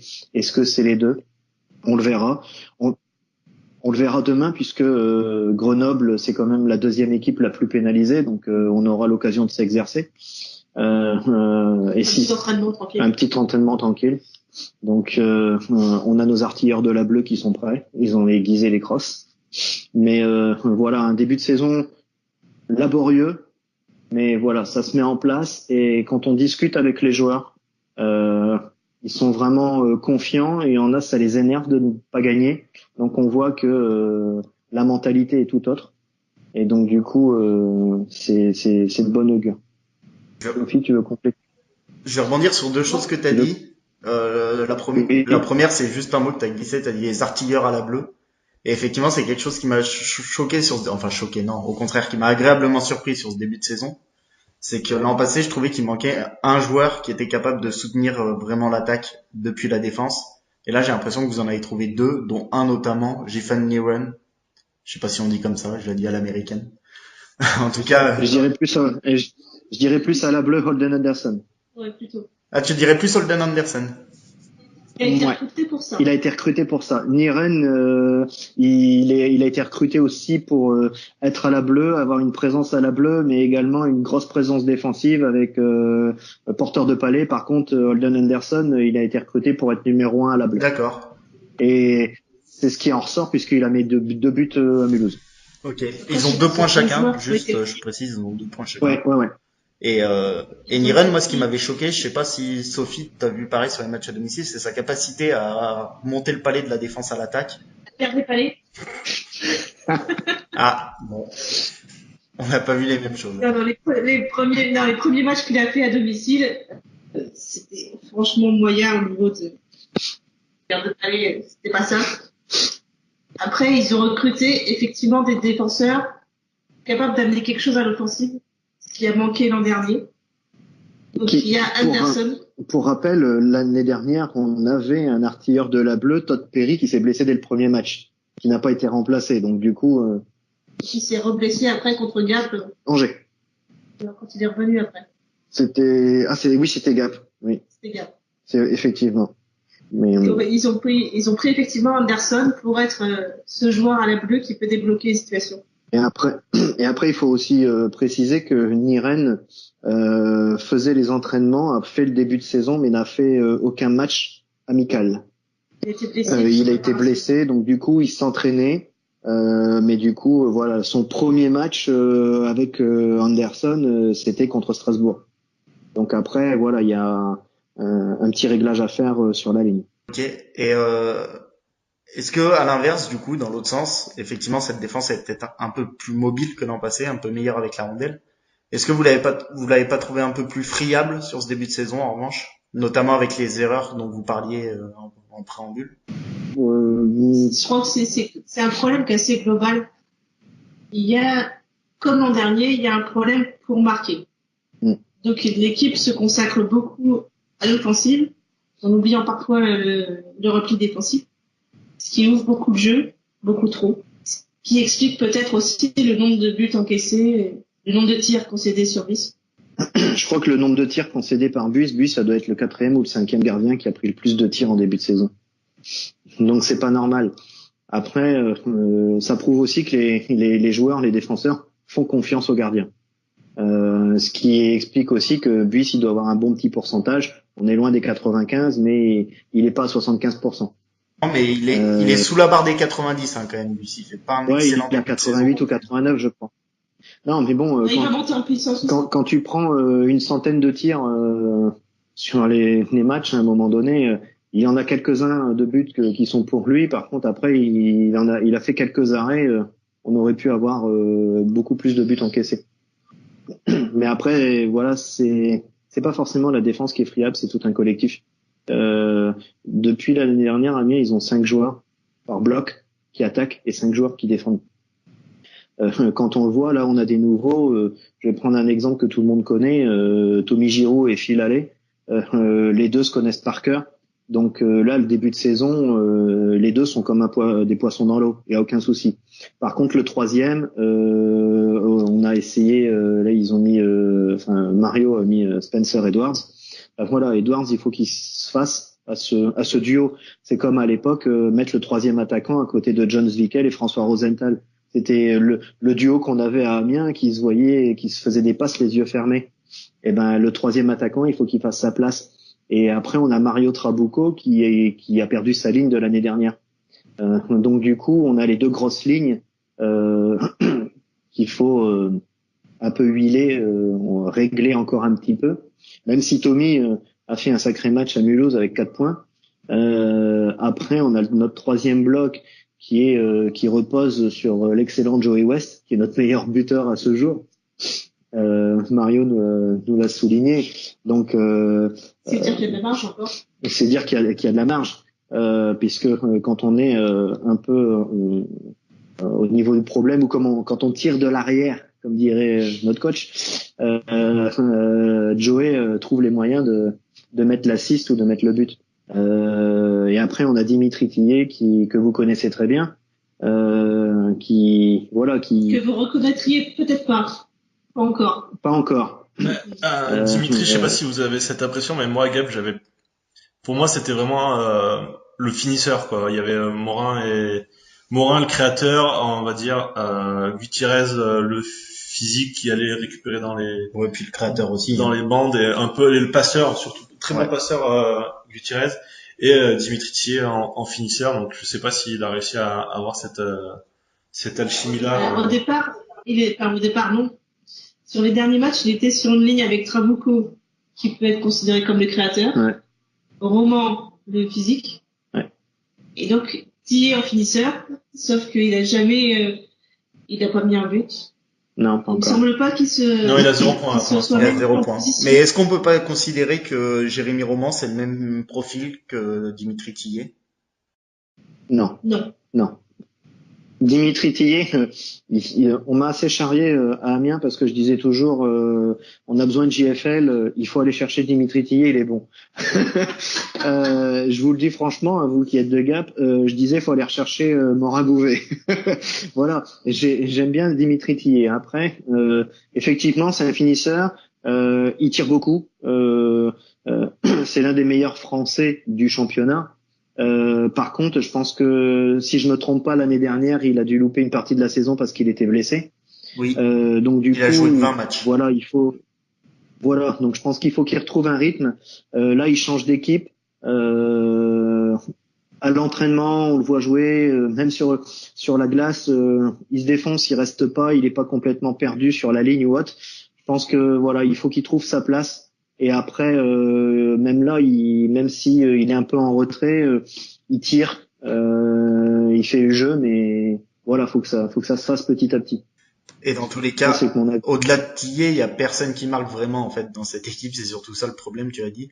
À 5 contre 5 depuis le début de la saison, Amiens, ils ont mis 3 buts. Un de Joey West, un de Giroud et un de André Smart. Ça. Donc ça, c'est clairement le André Smart. Bah tu m'as appris à le dire. Ça faisait 3 émissions que je galérais à dire son nom. Donc maintenant, je saurais le dire. Merci. Bon, tu peux le dire comme tu veux. Ouais, évite le smash, c'est tout. Ok, bah c'est ce que je disais, ça c'est bien.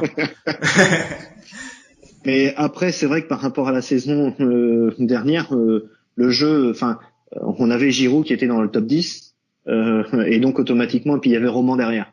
Donc il y avait le duo qui comptait pas mal de points. Phil Allais mettait quelques buts, mais beaucoup de passes. Quand Giroud et Roman qui mettaient les buts et tout. Après, on avait Trabucco qui avait eu un début de saison compliqué, qui revenait bien après, et Enzo Kuralt. Donc Kuralt n'est plus là. Roman, pour le moment, il n'a pas la réussite. Giroud non plus. Giroud commence à la retrouver. Maintenant, il faut que Edwards il commence à compter. Quand tu regardes Edwards, il était dans les meilleurs compteurs l'année dernière. Donc normalement, cette année, on devrait avoir Giroud qui là est remonté avec ses 3-4 points au niveau des compteurs. Il devrait être présent. Phil Allais, je dirais pas que ça va être un finisseur, mais la logique voudrait que quand Giroud mette un point, Phil il va en mettre un également. Jérémy, après Roman, il faut voir un petit peu sur quelle ligne il sera, parce que s'il est plus sur la ligne de Giroud, il faut qu'il trouve la réussite avec Tillet et Trabucco. Normalement, Trabucco, il devrait également avoir des chances de compter. Spencer Edwards, on l'attend comme le finisseur. Et Dimitri Tillet, pareil. Dimitri, en fait, on a eu, par rapport à l'année dernière, on a perdu en attaque Lakonen et Kuralt. Kuralt est un finisseur, Lakonen un playmaker. Derrière, pour remplacer Kuralt, on a Spencer Edwards. Si on regarde les stats de l'année dernière, Edwards, il a dû mettre un but de plus que Kuralt. Donc on va dire qu'on le remplace. Par contre, pour augmenter la production offensive, on a Niren, on a Anderson et on doit avoir Tilly en plus. Après, aujourd'hui, ça a du mal à démarrer tout ça. Comme disait Sylvain tout à l'heure, il y a pas d'inquiétude. Donc à Amiens, il y a le potentiel. Il n'y a pas eu beaucoup de recrues, mais il va falloir les intégrer quand même. Et puis surtout, je trouve 4 lignes beaucoup plus homogènes que l'an dernier. Oui. Avec une 4e ligne qui tient largement la route. 4e ligne, on a D'Acosta, Plouf et Spire. C'est vraiment, on a 4 vraies lignes. Ouais. Donc il y a de quoi faire. Et 4 lignes homogènes et des joueurs qui sont utilisés en supériorité et d'autres en infériorité. Et pas ce qu'on peut retrouver dans certaines équipes où nous, par le passé, où un joueur était aligné à 55 en supériorité, en infériorité. C'est-à-dire que ce joueur-là, au 3e tiers, il n'existe plus parce qu'il est déjà rincé. Donc là, il y a vraiment un équilibre. Et on parlait de certains joueurs et on en a oublié un, c'est Poudrier, qui, pour le moment, n'est pas encore au niveau où on l'a annoncé. C'est un peu le cas de toutes les recrues. C'est un peu le cas de toutes les recrues. Mais Poudrier, s'il est en plein régime, il devrait être du niveau de Giroud. Donc, petit gabarit, ça vous laisse sans voix. Mais voilà, c'est c'est le fait de voir qu'à Amiens, les gens ne râlent pas avec un début de saison pas terrible. Non, mais vous avez raison. Je pense clairement que Amiens, le jeu se met en place petit à petit. On a fait la liste des défauts, mais je pense qu'il y a des choses qui vont bien. C'est une équipe qui, quand elle est sur la glace, elle contrôle la plupart des tirs qui ont lieu dans le match, à part dans le match contre Rouen, mais c'est contre Rouen. Ils ont les plus grosses chances de marquer, à part contre Rouen, mais c'est contre Rouen. Et par contre, c'est une équipe qui a pas de réussite du tout, que ça soit en attaque, ils rentrent pas leur tir, et en défense, Buis n'est pas encore à son niveau. Donc quand tout ça va se remettre ensemble, physique de gérer, d'ici 3-4 semaines, ça devrait bien se mettre en place. Ouais, je pense. Je suis du même avis que toi. Et c'est clairement l'équipe qui, selon les stats de Magnus Corsi, est la moins en réussite, à part l'Ormadi d'Anglet, dont on a parlé tout à l'heure, qui eux n'arrivent vraiment pas à marquer. Mais sinon, Amiens est juste devant eux en termes de réussite. Un joueur qui vous a marqué en ce début de saison en particulier, avant de passer à la prochaine rubrique, pardon. À Amiens ou... À Amiens, ouais. Pour l'instant, on reste sur Amiens. En bon ou en négatif? Les deux. Plus en bon parce qu'on a parlé de ce qui allait pas, donc ce serait bien de parler de ce qui va. Mais c'est compliqué de sortir un joueur en fait. C'est difficile. Je sais pas si je vais être objectif ou pas, mais je mettrai Tommy Giroud. Ok. Sophie, pas un autre nom, petite marque dans ce début. Mais je parle pas que. Non, mais c'est compliqué de sortir un joueur d'une équipe qui joue vraiment sur un collectif. Ok. Ouais, c'est compliqué. Après, c'est sur. Par exemple, les 2 matchs à domicile, pourquoi je dis Tommy, c'est pas parce que il a mis, il a pas mis plus de buts que d'autres. Dans sa manière d'être, il est au taquet, il essaye et pour avoir discuté avec lui, dès qu'il y a une défaite, il l'a en travers de la gorge, ça va pas du tout. Donc on voit cette mentalité de vainqueur qu'on peut retrouver aussi chez d'autres. Mais voilà, j'ai dit Tommy parce qu'il fallait mettre un nom, mais il y a d'autres joueurs que j'aime bien aussi. Et ben la transition est parfaite, Mathieu, pour la prochaine rubrique de ce podcast qui touche bientôt à sa fin, on vous rassure. On va initier une nouvelle. Non, nous, il y a aucun souci, hein, on a la bière. Non, mais c'était plutôt pour les auditeurs parce que bon, on pourrait y rester jusqu'au. Oui, donc on va initier une nouvelle rubrique qui va revenir régulièrement dans On refait la glace. C'est les top flops. Donc chacun de nous, on va vous donner nos tops et nos flops très rapidement sur ces 4 premières journées. Bon après, on le sait, dans 4 jours c'est très difficile de faire ça, mais ça donne une vague idée en fait de ce début de saison. Donc Sophie, honneur aux filles, à toi. Dis-nous rapidement en 3 mots tes tops et tes flops, enfin ton top et ton flop sur le début de saison. Le top, en fait, Sylvain en a un peu parlé tout à l'heure. Je suis super pas objective, mais c'est le retour d'Anglet en Ligue Magnus qui fait vraiment plaisir et que j'espère vraiment fortement voir en play-off. Et le flop, c'est la bourde des arbitres à Mulhouse lundi soir, qui ont quand même fait tirer une séance de tir au but de 5 tirs, alors que le règlement c'est bel et bien 3. Donc ça change pas le résultat à l'arrivée. Mais renseignements pris auprès de la fédération, une séance de tir au but en Ligue Magnus, c'est 3 tirs, c'est pas ça. Il y a dû y avoir une confusion avec les mondiaux, alors. Ouais, sauf qu'on est en France. Hein. Mm. Il n'y a pas eu de conséquences au niveau du score, mais imaginez qu'une équipe mène de 1, ça peut vite tourner au bordel. C'est vrai. Effectivement. Sylvain, toi, tes top et tes flops de ce début de saison? Mon top, je vais pas être original, je vais dire Olivier Latendresse, le meilleur compteur du championnat.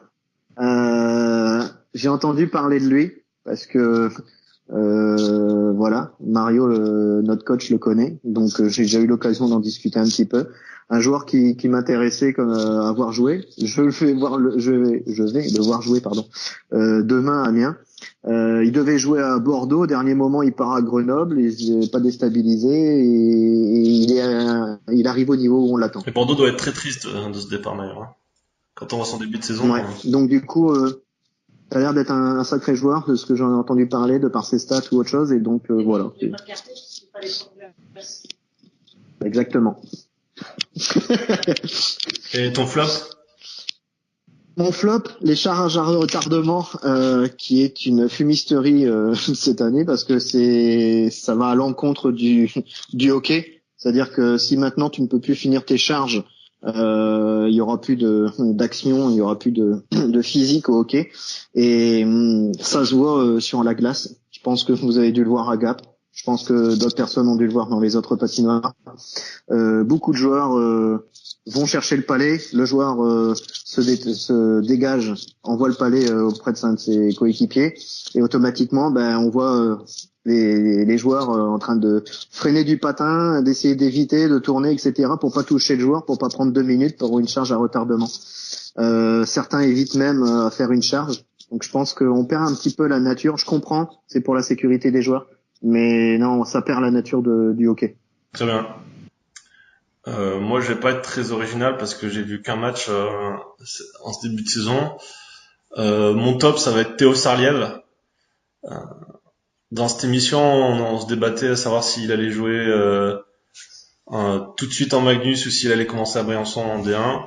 Bon, on a vu qu'il allait tout de suite commencer en Magnus et il fait une très grosse impression. Il a marqué son premier but mardi face à Anglette. C'est un joueur, je pense, Mathieu, tu me le confirmeras, mais c'est peut-être un des tout meilleurs espoirs qui joue en France. Et voilà, gros début de saison de Théo Sarliève en espérant qu'il continue sur ses bases. Il joue sur la 4e ligne à Gap avec les autres jeunes. Des fois, il monte sur la 3e pour remplacer soit Abramov, soit Gutiérrez sur les shifts. Donc franchement, chapeau à lui qui passe tout de suite de la D2 avec Clermont à la Magnus. Et on dirait que ça l'affecte pas du tout. Donc il a mis son premier but mardi, on l'a dit plus tôt dans l'émission, mais c'est bien de le rappeler quand un jeune comme ça réussit fort. Voilà. Et mon flop, moi j'aime pas trop faire des flops si tôt, mais on va dire pareil, je vais rester à Gap parce que c'est la seule équipe que j'ai vraiment vu jouer. C'est notre Russe Mokenchev. Il joue tout seul. Mokenchev, on l'a dit, un seul point marqué alors qu'il avait marché sur les matchs de pré-saison. De ce que j'ai entendu, il a fait un gros match à Rouen, mais ça se voit pas sur les stats, donc à voir. Mais pour l'instant, Mokenchev, c'est en dessous de ce qu'on attend de lui. Voilà. Bon, moi pour finir, moi je vais prendre mon top qui va aller avec mon enflammable de la dernière émission. Je parlais de l'attaque de Nice, et en particulier de Peter Reorchak Jr. Je pense pas que ça soit légitimement le joueur le plus talentueux de cette équipe. Quand je l'ai vu jouer, j'ai trouvé Rajamaki et Pertila, les deux Finlandais, peut-être un chouï plus technique et rapide. Mais en fait, ce qui m'a impressionné, c'est Reorchak, c'est sa vitesse et je me suis demandé comment j'avais fait pour passer à côté de lui l'an passé, en fait. Il va tellement vite, il a tellement de belles mains, il est efficace devant le but. Et il fait un gros début de saison, donc C'est pour ça que je l'ai mis en top. J'aime vraiment ce qu'il fait. Et en flop, pareil, j'ai eu du mal à trouver un flop. Et du coup, je vais prendre deux gardiens, du coup, qui vont se partager le chapeau. Mais c'est des conclusions très, très, très hâtives. Pour l'instant, je suis pas convaincu par le début de saison de Buis et de Hardy. Et ça m'inquiète en fait sur le niveau général des gardiens français pour l'équipe de France en fait, même carrément. Mais c'est des conclusions encore une fois très très très hâtives et j'espère qu'ils vont pouvoir rebondir les deux et je pense qu'ils vont y arriver. Surtout Buis, je pense que Buis va rebondir très vite et j'attends un peu plus d'Hardy par contre. Et si on peut te rassurer sur les gardiens, tu as Clément Fouquerel au niveau des Français qui a 95%, donc Oui, pour l'équipe de France c'est bon. c'est sûr. si ça peut te rassurer. C'est sûr, puis Boson va peut-être rabattre les cartes. Vu que c'est un nouveau sélectionneur qui arrive, ça va être intéressant ces premières sélections, ça va être un moment à suivre là, dans les mois qui viennent, très très intéressant. Et justement, est-ce qu'il va y avoir beaucoup de Bordelais ou pas? On va voir. Et Fouquerel en premier lieu. Je pense qu'il serait légitime Fouquerel à y aller s'il continue sur ses performances actuelles. Mais Ronan Kemener, je sais pas ce que ça donne, je sais pas où il est. Il est peut-être pas reparti au Danemark, non, je sais plus.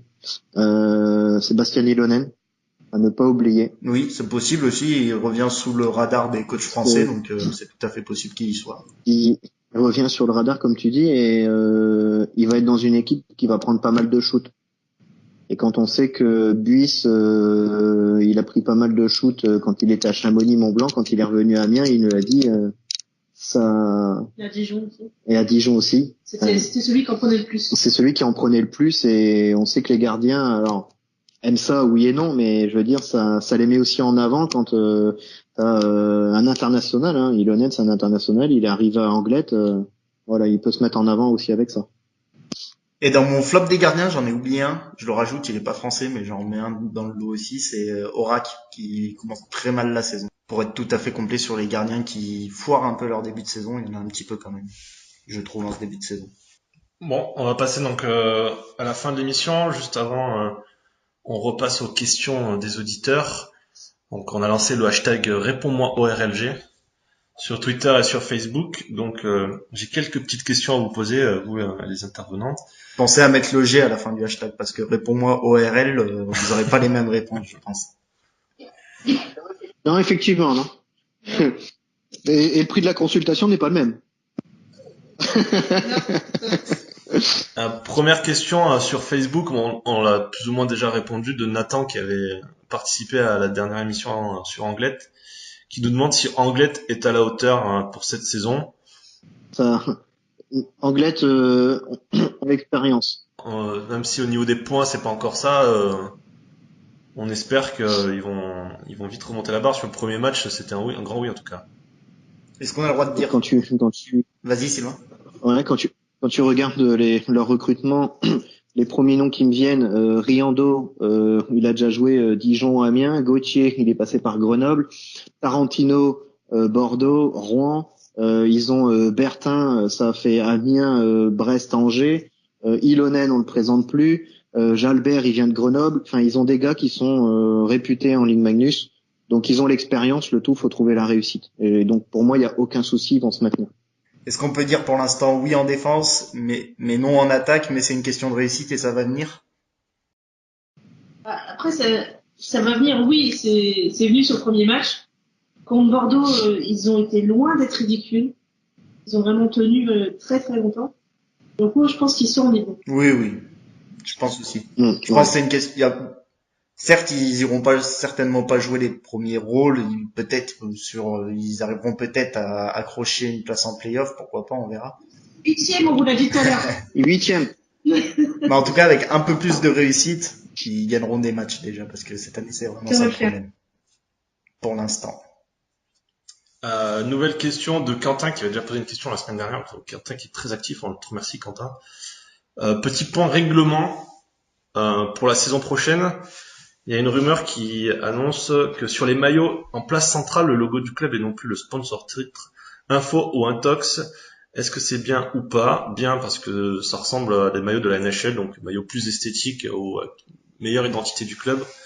ou pas, puisque du coup, forcément, certains clubs vont avoir une perte de revenus pub. Je crois qu'à Amiens, en plus, vous Donc faites info. partie des clubs qui ont Ouais. un gros sponsor sur le maillot, sur le ventre.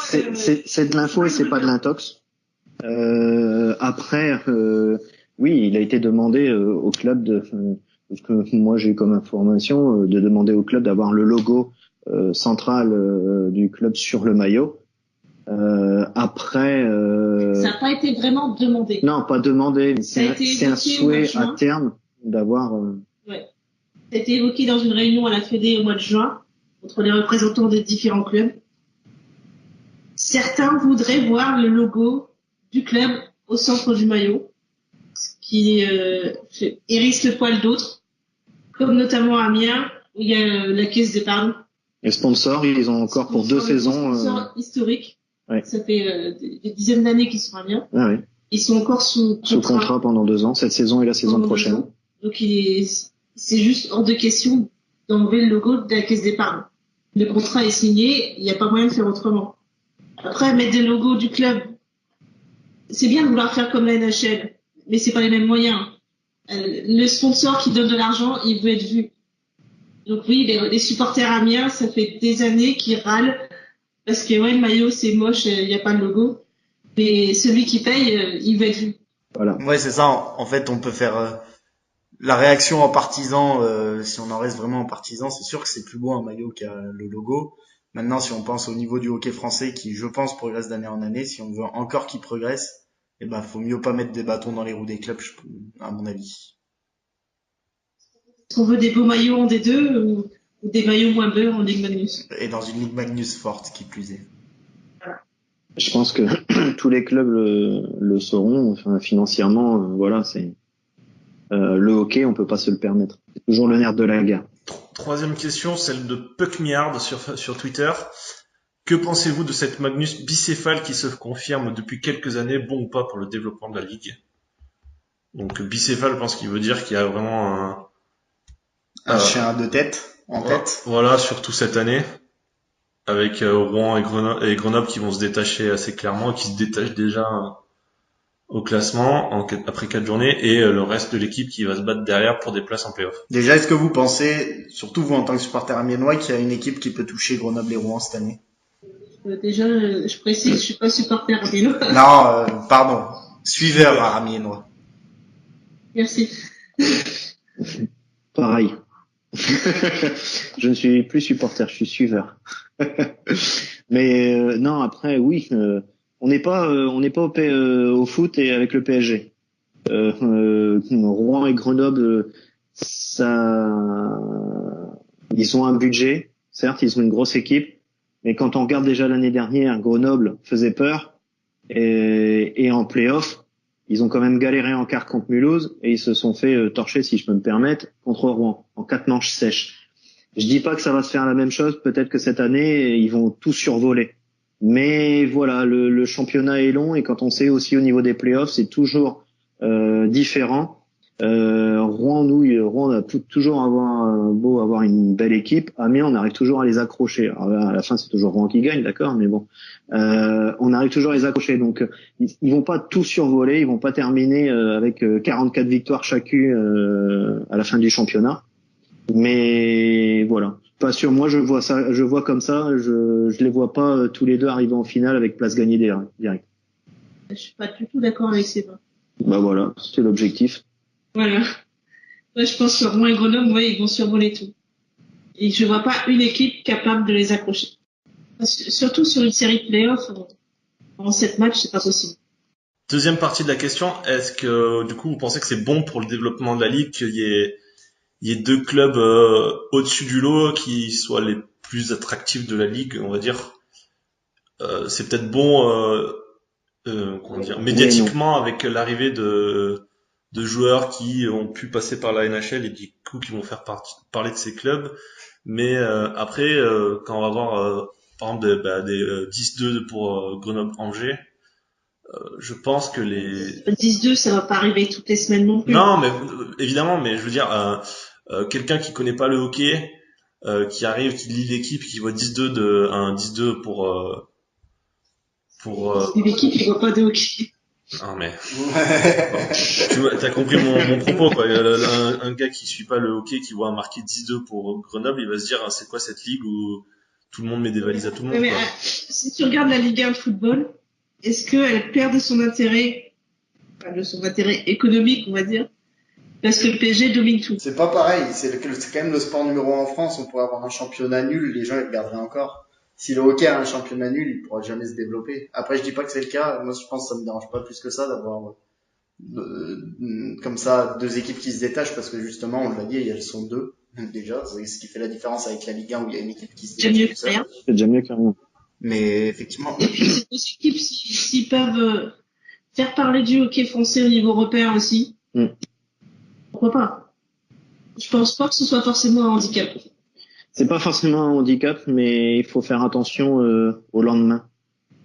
Parce qu'on a quand même une mauvaise histoire en hockey. Hein. Dès qu'il y a un club qui commence à vivre un peu au-dessus de ses moyens, il est rattrapé par la police.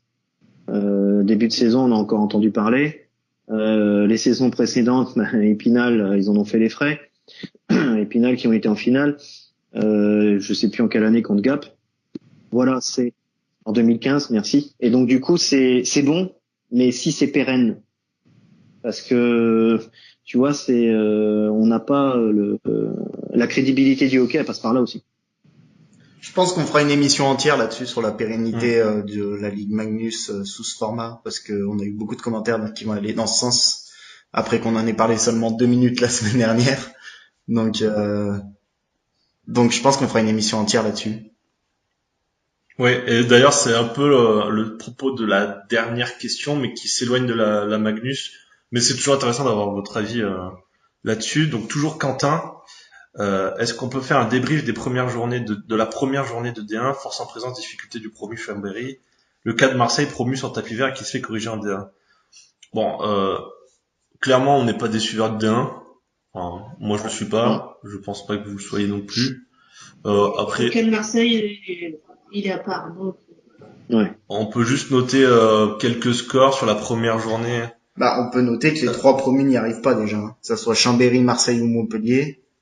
Si j'ai bien suivi, il me semble que les 3 n'ont pas gagné un seul match. Oui, c'est ça, ils ont pas le moindre point, les 3. Et ils ont pris des valises, comme Chambéry qui a pris 10-3 contre Brest, ou Marseille qui a pris 7-1 contre Tours. Donc c'est que le début de saison, mais l'an passé, de mémoire, Annecy, qui était promu de D2, avait fait un super début de saison, avec un gardien monstrueux à l'époque. Donc c'est intéressant de voir que les équipes qui montent de D2 avec des moyens, parce que c'est pas les pires, enfin c'est vraiment 3 équipes qui avaient l'ambition de monter depuis maintenant un moment en D1.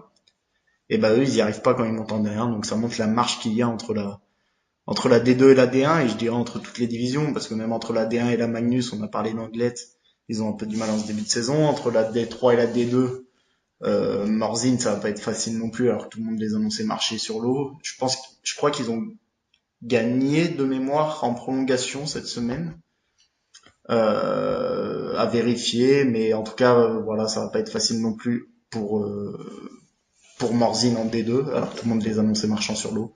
Donc ça montre que chaque division est propre à son niveau quand même en France. Alors, par contre, il y a un point à remarquer, c'est que la division 1, il y a de plus en plus de joueurs de Ligue Magnus qui vont jouer en D1. Donc du coup, c'est très bon pour la division 1, ça augmente le niveau. Les joueurs que je citais tout à l'heure à Anglette étaient déjà en D1 l'année dernière. Là, on a Briançon, Caen, Brest, entre autres, Neuilly. Neuilly, il doit y avoir encore un Ramon Sobko dans les buts. Je sais pas s'il y a encore cette saison, mais voilà, c'est des joueurs qui sont aguerris à la Ligue Magnus et qui font du bien, je pense, en D1. Après, il y a toujours un gap à passer. Tu vas en foot, le gap à passer entre la Ligue 1 et la Ligue 2, et il y a aussi ça. Les divisions, c'est toujours compliqué à passer. Bon, on te confirme, Ramon Sobko, il est toujours à Neuilly. C'est bien Neuilly que tu nous avais dit, je me trompe pas. Ouais, Neuilly-sur-Seine, ouais, il doit Sur Marne, il doit avoir 37 ans, quelque chose comme ça. Neuilly-sur-Marne, pardon. et c'est pas le même. Non, C'est c'est pas la pas même pareil. banlieue. Neuilly-sur-Marne. C'est pas le même. Je sais pas pourquoi j'ai dit ça. Et juste avant de conclure, un petit point sur la D3, où on a vu un derby Dijon-Épinal recueillir 400 supporters pour deux clubs qui, encore 2 ans, étaient en Magnus, avec 2 quarts de Spinalien chaud bouillant, donc ça faisait plaisir à voir. Même si on me l'a dit il y a pas longtemps, le logo d'Épinal n'est pas réglementaire. Pourquoi? Parce que selon les règles de la Fédé, les couleurs fluorescentes sont interdites. Ah oui. Voilà une bonne nouvelle pour nos yeux. Ouais.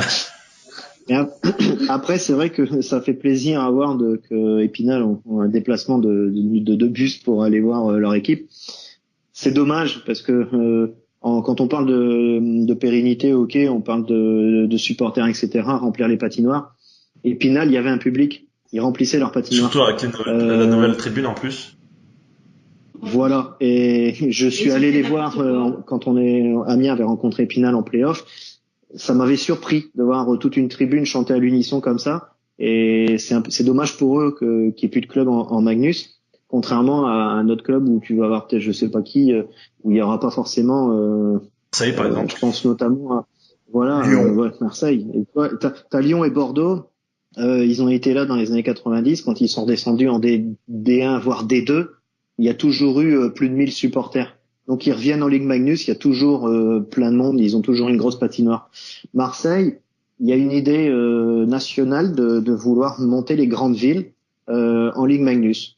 Les grandes villes, Paris, Lyon, etc. Lyon, ça a toujours été du hockey. Paris, on peut reprendre les Français volants, c'est plein de petits clubs. Marseille, il n'y a jamais rien. Marseille, il n'y a pas de place. Et Marseille, il n'y a pas de place à côté de l'Olympique de Marseille. Faut dire ce qui est. Le seul sport, même le handball. Je mettrais quand même un petit, comment dirais-je, je mettrais quand même en relief ce que vous dites parce que l'an passé, donc c'est quand même eux qui ont fait la plus belle audience de D2, affluence, de D2, sur un match, et ils avaient une des meilleures moyennes de D2 aussi. Sur un Marseille-Paris d'ailleurs. Oui, c'était un Marseille-Paris où la com avait super bien marché. Ah, c'est ça en fait. C'est ça. Il n'y a pas de sièges qui ont été cassés. Non. Non, mais c'est pour ça, Marseille, je suis pas aussi négatif que beaucoup peuvent l'être. Peut-être je me trompe, mais de ce que j'en ai vu en D2, vu que ça fait maintenant plusieurs années que je suis à D2 avec Villars, j'ai pas l'impression que c'est vraiment le pire club de France au niveau du public. Par exemple, quand on voit Cergy-Pontoise jouer dans sa grande enceinte où il n'y a pas une personne qui s'aventure dans les gradins, ça me pose plus question que Marseille encore. On ne dit pas que c'est le pire. Non, mais franchement, même si évidemment l'OM est énorme, je pense que le hockey peut vraiment faire son petit trou à Marseille parce que c'est un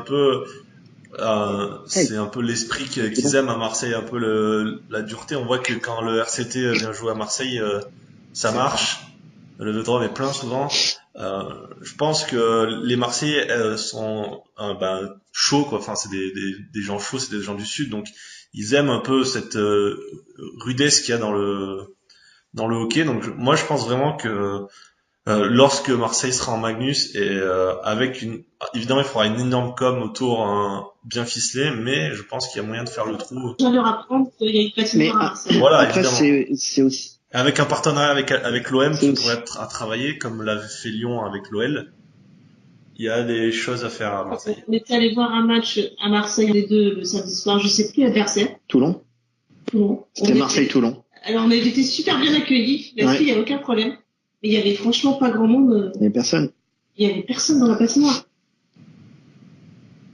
Mais après, c'est pareil. On était finale en 2015, Amiens-Rouen qui s'est fait au Palais Omnisport à Marseille.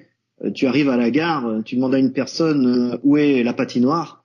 Ils vont te répondre avec leur accent. Il y a une patinoire à Marseille.